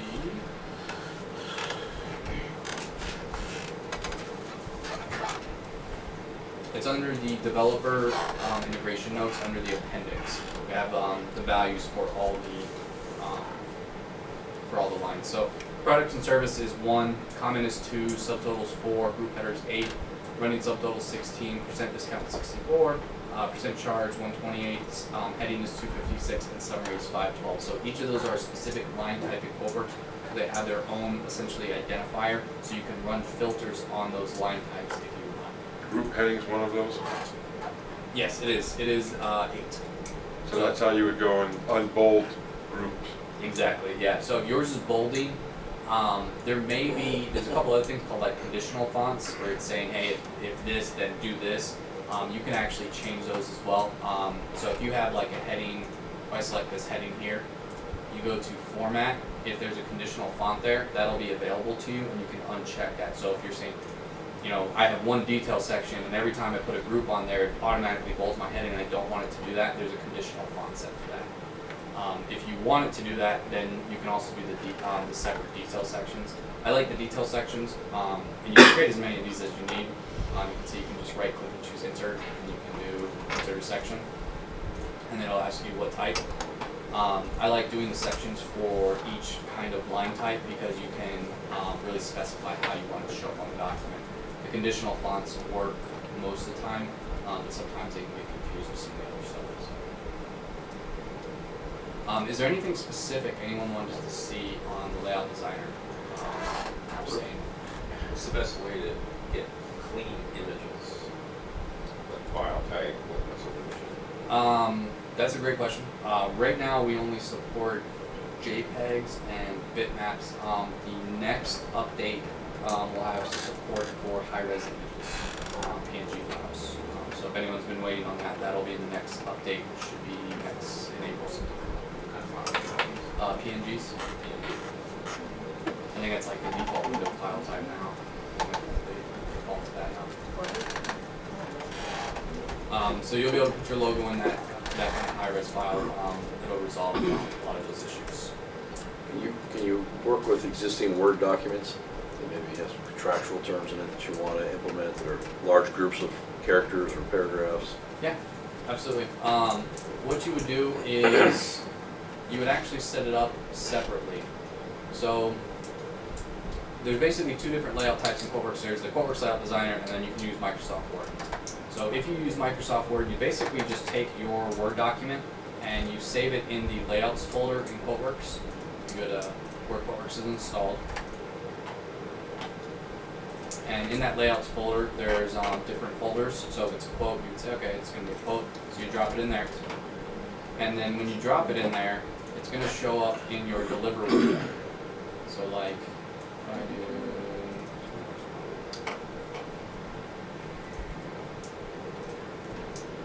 So this is a Word document, and you can actually download this one from the website.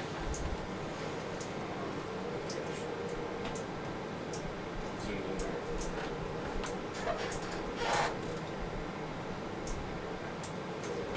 So this is one of the Word documents that actually comes with QuoteWerks, or you can download from the website if you don't have it. And it has a lot of the macros already in there for you, and then you can go in there and just make changes that you need to. And again, you're going to see it's pretty standard, so you're sold to contact, sold to company. The difference between the QuoteWerks Layout Designer and the Word Layout Designer is going to be two major differences. One, you're going to have to type in your macros, because there's just no way to import them in from QuoteWorks. We do have a list of them in the help file, Okay.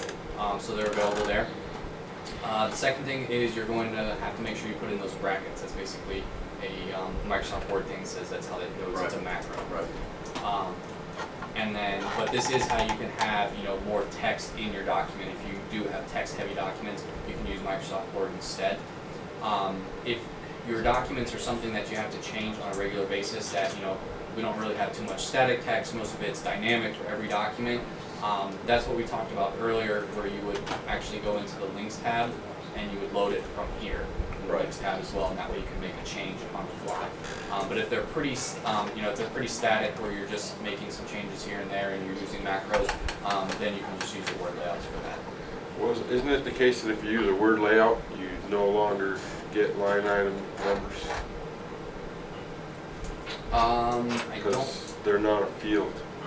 Yeah, that macro may not be available. I just got a list of the macros that are available and not available in Word, and I haven't gone through them all yet, so I'm not 100% positive. I did it a couple of years ago, and I abandoned it for that reason, because there was no more line items, and everyone got used to the line items in the quote. Do you mean the line item numbers or the line? Yeah, line item numbers. Yeah, I think you may be right. I don't know if that's changed. I think those were dynamically generated when it's printed. Yeah. They're not a field or anything like that. Yeah, and that may be, there's positives and negatives for each one for Word and QuoteWorks. Obviously, Word, if you're doing more text-heavy stuff, it's going to be a lot better. I'm not a big fan of Word in general. It's finicky with just in everyday use already.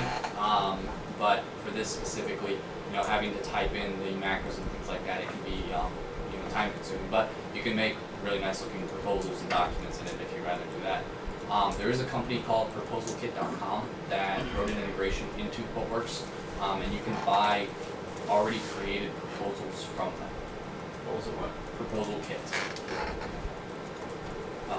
I don't know how much they cost. I think it's like $200 for a list of proposals, and they have just, I don't know if you can select them or if they give you, the ones that come in that package or whatever, but it's pretty reasonable. And like I said, they wrote an integration, so they already have like all the macros in there and things like that. So.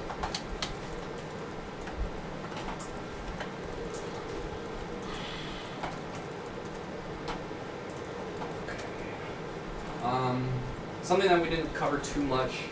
Any other questions about the layout designer? Is there anything that anybody specifically needed to see? What is the line item? The number, the line. Oh, I didn't have it on my document. You can choose to show. So in this document, this layout designer, I chose not to have the line item numbers. Where is it at that you can even view it in the document items tab? Oh, it's in the bottom right-hand corner. Yeah. Oh, but it doesn't show on the, it doesn't show on the left. Oh, from here? Yeah. No, not, Oh, okay, okay. feature request though. Alright, okay. So, if you're using cover pages, literature documentation, spec sheets, or anything from the links tab that you want to send to the customer, in this deliver window, that's where you're gonna make these selections. So this is where you're selecting your output. If you wanna include a cover page, we can attach it here. If you have your literature documentation, this is where you're gonna make those selections as well. If you remember, very early this morning, we talked about setting the quote literature document or quote literature defaults. You can do that. So these are already preset for you, or you can come in here and set them manually. So see, each time you make a selection, it'll be notated on the tab with the little star here, so you can see that it has been selected, or a selection has been made. If you click on the spec sheets tab, if you have any spec sheets associated with your items, those will show up as well. And then same thing for the links tab. Anything on the links tab will be displayed here, and you can choose to send all that to your customer. Can we go back to a question I asked you earlier today? Can you create a template that's just one package of everything? Can you create a template that, where you, all this stuff is defined and you just say go and it generates all the attachments, the cover page, whatever you define? Yeah, you just have to make your selections. So if we go to, let's go to quote tab here. So if I wanted to say, you know, this is my default quote. It's my default quote, but I want to do, I want to give the customer more information. Maybe it's a new customer.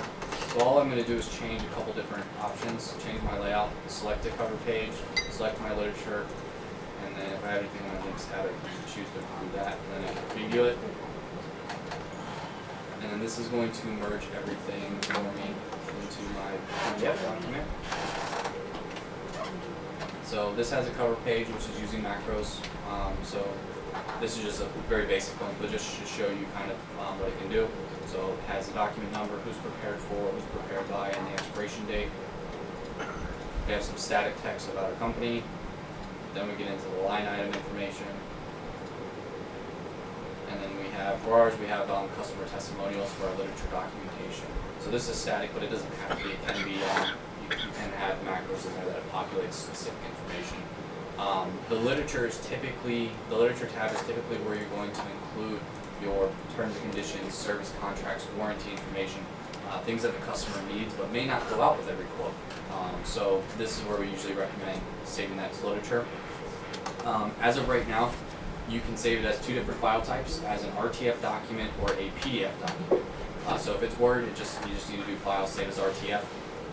We're adding Word functionality probably in the next 6 months, where you'll be able to save it as a Word document instead. What you just defined, can you save that as a template?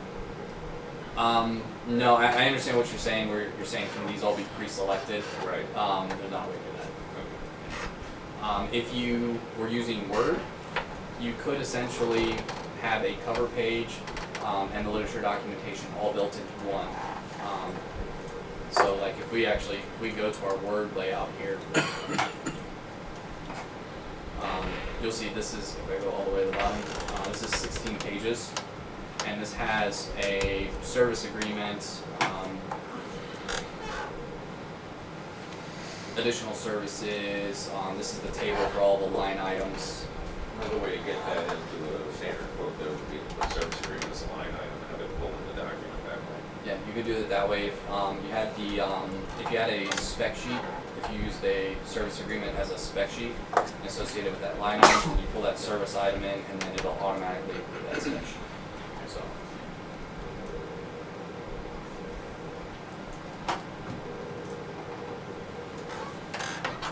So anyone's curious, what he was asking was basically saying if he created a service agreement line item,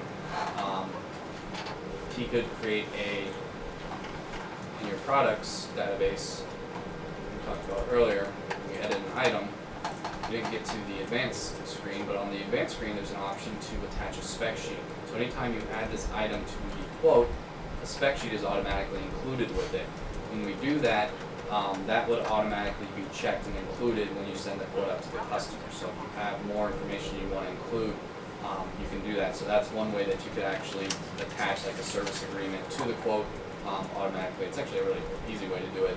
And you could just have a line item to service agreement. And if you didn't want to show up on the quote, you could actually even have it not print. So then it's just a spec sheet. If there's any pricing involved, then you can have it zeroed out if it needs to be whatever. So there's a lot of different ways to do that. So it's actually a pretty good way to do that.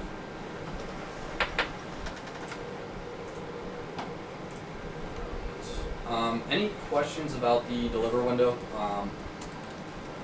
Selecting layouts, selecting Word documents instead, cloning them, saving as a PDF, anything like that. Okay.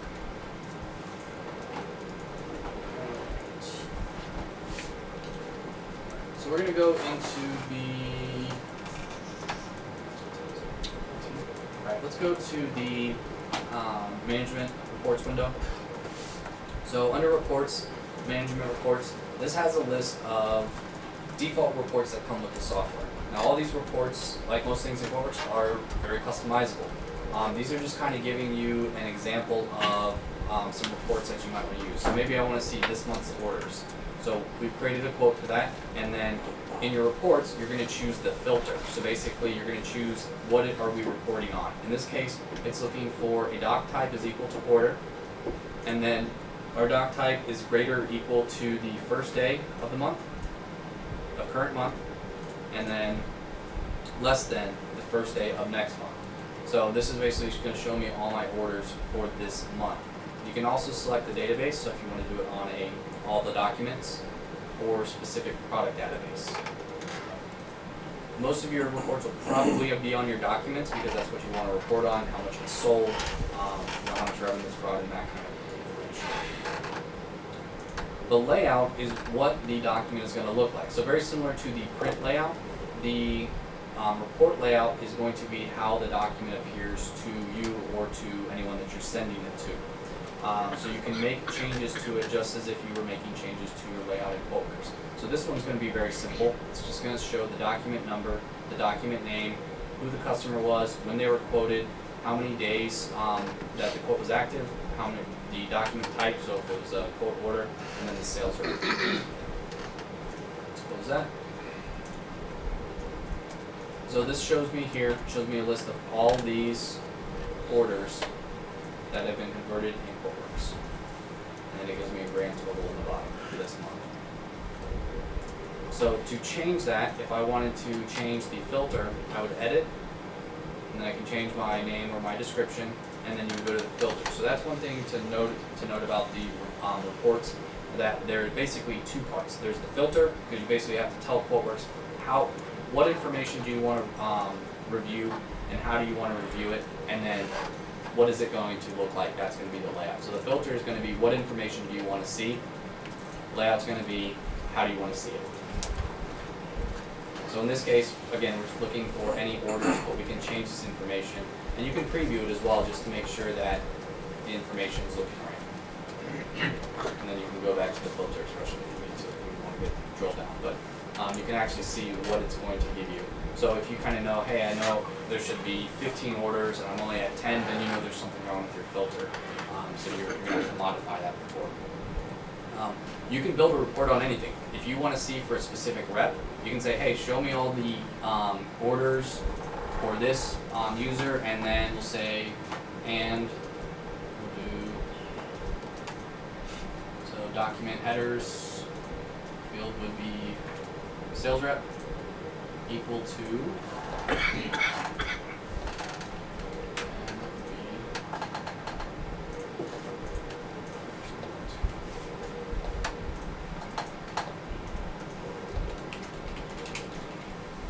put in the sales rep's name.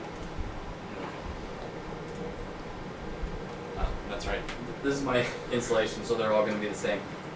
But if there's another rep who had created an order this month, it would limit this to just that specific sales rep. So you can limit this to a specific rep.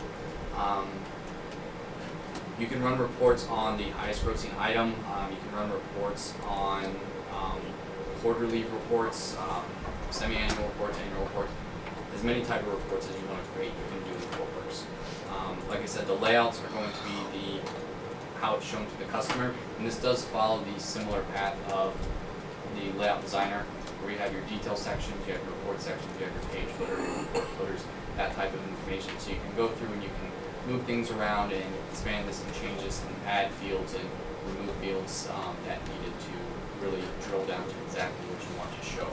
So if you wanted to do a graph of number of inquiries per week per month, number versus number of dollars, how would you approach that? No, well, we can't do graphs. Export it to Excel. Yeah, but how do you export it to Excel? If you go back to here, there's an option to export, and it'll export it as a text file, which you can then import into Excel. So we can't export directly to Excel, but the Can you text format. separate the data by time frame of your reporting? Yeah, absolutely. Yeah, so this one was looking at this month's orders, but you could set it to this week or however, whatever date range you want to set. It's all customizable. Any questions about reporting?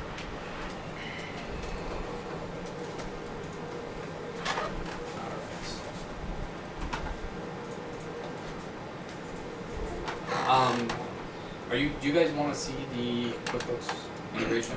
Is that important?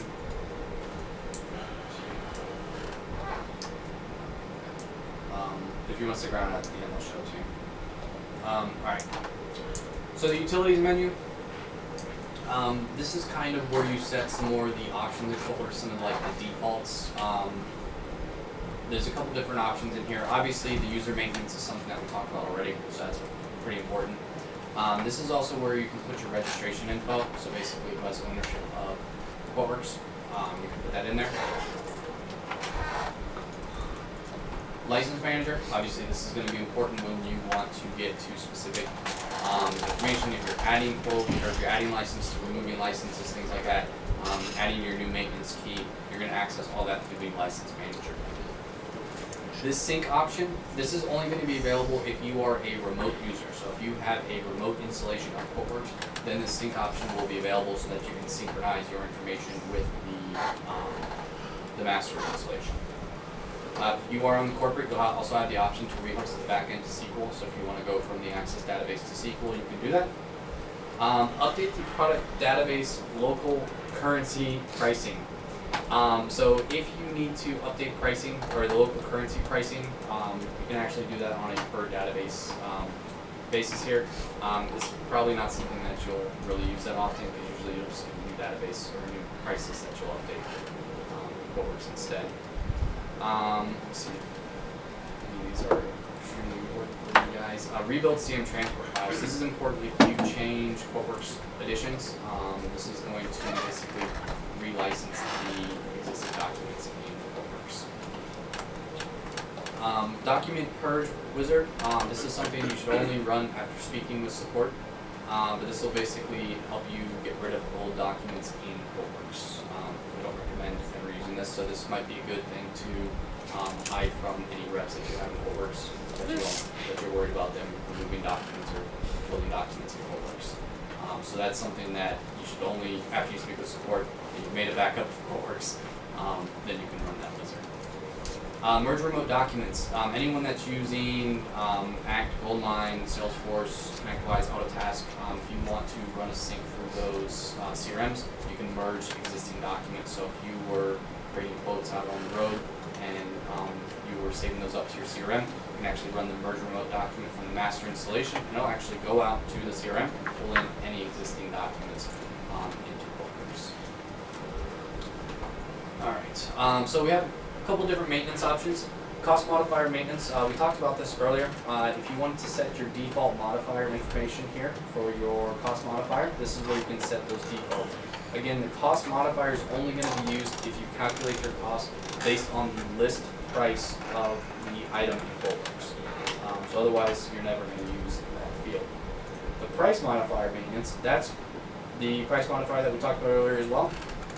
So clicking on the drop down, this is what shows up when you click on the drop down on the document item screen. So if you want to simplify this or give just your reps just a couple different options so they don't feel overwhelmed, you can do that. It's really nice to have for any new reps. You know, they may not understand the difference between markup and margin, you can actually set this and then you can choose which one to choose from. Vendor maintenance, if you're doing any kind of purchasing from QuoteWerks, when you click on vendor maintenance, this is going to bring up the vendor list. This is where you can actually set up your vendors in QuoteWerks. This is important if you're going to be sending any POs from QuoteWorks, because we're actually going to use the vendor information from here. So we're going to use the sales rep information, address, city, state, account number, all that information. This is where it's going to pull from on those PO documents that we send out to the vendors. So if you need to set that, this is where that's going to be. And you can import them with QuoteWerks if you want to import your vendor list as well. Exchange rate maintenance, if any of you are quoting in US dollars and you need to quote in Canadian dollars or vice versa, or in euros, you can set the exchange rate here. When you've set the exchange rate, or once you've done that, you can then use that by clicking on the Sale Info tab, clicking on the alternate currency drop down here, choosing which currency you want to quote in, and then you'll see up at the top this little icon will appear. You can click on that, and that'll actually change it over to, in this case, euros.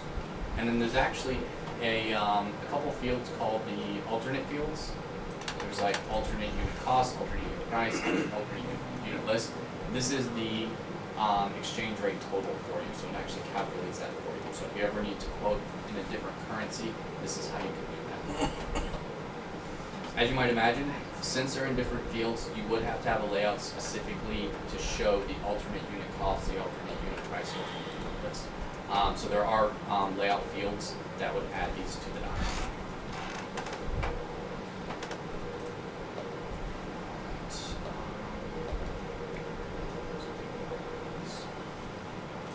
Okay. So the last thing we're going to cover for the day is going to be the purchasing.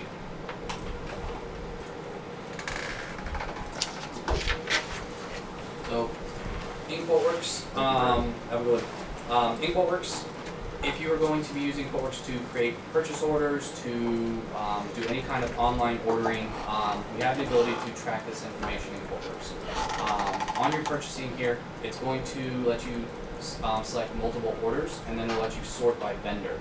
So if you're using like Tech Data, and you click Tech Data as your vendor, it'll show you all the items that are ready to be ordered with Tech Data, and then you can make your selections here. You have two options for your vendors. For Tech Data, Ingram Micro, Synnex, and DNH anyway, you have two options. You can place the online order, or you can create the PO. If you want to create a PO for a vendor that we don't have online ordering for, that's fine. What you would do is something like, let's see.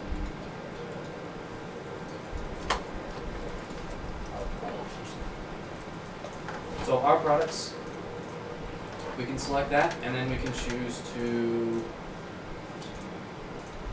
create a PO. So this will let us create a purchase order in QuoteWorks. We can assign the purchase order number, set the PO date, a reference ID, a flooring account, or description if we need to, and then we can hit OK. If you're using QuickBooks and you want to export the purchase order to QuickBooks, you can leave this checked, and we'll actually send that information over to QuickBooks. I'm going to leave it unchecked just for now, and then hit OK. And then if we go to our purchase orders tab, you'll see if I click on today, I'll actually post on here the different, you'll see the different options. So for this order, I have 3 different items that came over, and then you can see you can actually mark the items as received. You can add serial numbers, you can add tracking numbers. So this is really nice that you actually have a place to do some kind of tracking for your items in QuoteWorks. Albeit manually with any items that are purchased from a vendor, not one of the Tech Data or the IT distributors, so Tech Data, Ingram, Synnex, and DNH. But at least this does give you one place where you can go in and actually put tracking numbers, put serial numbers, things of that nature. And when you do that, you can right-click, and you can actually email those tracking numbers to your vendor or to someone else, and you can also mark them as exported to accounting. So it is a nice feature to have to be able to go in here and just be able to say, hey, I just need somewhere to keep track of this that I sent this out to the customer. You can actually mark it as received. If you're using QuickBooks and you mark it as received, we can actually update it in QuickBooks as received as well, so that it kind of all syncs together for you. You'll also see up at the top there's an ordered items tab, and this will break down more instead of the purchase order, so that's looking on a document level. Ordered items is looking at an item level, where it's going to let you choose basically add a tracking number, add a serial number, mark items as received, things of that nature, and then you can search by a specific like PO number or ticket number or reference ID or part number. So it lets you look for a very specific item rather than looking at across the board. If you're placing an order with one of the vendors through QuoteWerks, you would simply click on Place Online Order, and then you would verify the current pricing availability, validate the order, and submit the order. Now this is live, so this is about as far as I can go, but we can talk about it at least. On the purchase order info, you can set your PO number, the description, the reference ID, and how you want them to handle back order shipping. This is also if you have dropship password, at least for D&H, put that information in here. When you see these special instruction boxes, anytime you put information in here, the order is automatically flagged with that vendor. So if you receive special pricing from any of the vendors and you want them to basically honor the pricing, you can put in like the quote number or something like that, and then that'll add it for you, and that'll flag it, and so someone will actually review that document. The shipping tab will obviously be the shipping information, and you can choose how you want to set that. Once you place the order, QuoteWerks will automatically prompt you to create the PO like we just did manually. So we'll automatically set that order for you, and then we'll also create the purchase order for you. That's it. Any questions about the purchasing? Is there a way that the purchasing module actually attaches the POs to the client? So if we wanted to actually click on a client to see what we ordered in the past for them, easily? You can. You would have to go in the ordered items. Okay. And then you would search by customer. Okay.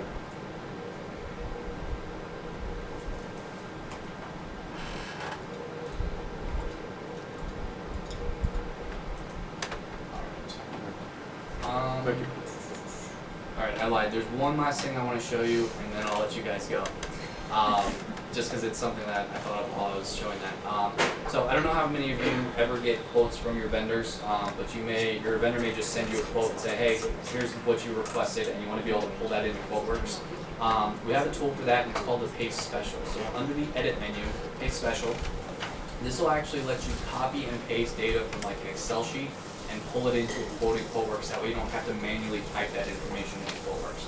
So the way it works is, let me load up an existing quote here. So this vendor sent me a quote, and I want to pull these items into QuoteWorks, but I don't want to have to type them in, put in the pricing, all that information. So what I can do is I can just highlight the data, and I can copy it to my clipboard. So I just do Control-C. Then I'll go back into QuoteWorks, and I'm going to click on Edit, Paste Special. And then if I've already done this previously, I can start using a new, using the settings of the template. So if I get a lot of quotes from this vendor, I can actually pull it in that way. In this case, I'm going to do Start a New Session, hit Next. I'm going to copy the data from my clipboard, click Next, see my data, and then I can go through my mappings. So here I can say, okay, I know these are my quantities. So I'm going to click on the column name, so you can see it says column 1. So I'm going to click on that, and hit Q on my keyboard just to bring me down to the quantity. And then I know this next one is my vendor part number, so I'm going to choose vendor. Part number. I know this one's my manufacturer part number, so I'll select that. And then I know my description. Set that. And then we know this is my cost, so I know this is what the vendor is charging me, unit cost. And then this next one is going to be the unit list. So this is essentially the manufacturer price, the MSRP. And the rest of these I don't need, so I can just go ahead and leave it blank. Then I'll hit next, and then I can choose to append them to the quote or insert them. And I'll hit next, and then I can save this as a template in QuoteWorks. So I can call this template, and I'll save it. And that way, if I get another quote from that vendor, I won't have to repeat these steps. Hit finish, and then it actually imports those items into my quote for me. Now I have a default price modifier set, so my price is automatically calculated when I import those into So it's a nice little feature to be able to import any kind of vendor quotes that you guys would receive. Yes? I see you have Tech Data shopping cart. Do you have any other vendors you deal with? They have stuff like Cynex or? Not yet. With That- Cynex or Ingram Micro or D&H, if you get the Excel sheet, you can use the pay special. But it has to be the Excel sheet, not anything else they send out. Yeah, so you get like a quote in email or something? Yeah. I mean, I can try to get the reference and just send it to an Excel. If it's in a table, you might actually be able to use the pay special. Oh, okay. Because a lot of times they will just kind of like copy and paste it in an email and it is actually in a table. Yeah.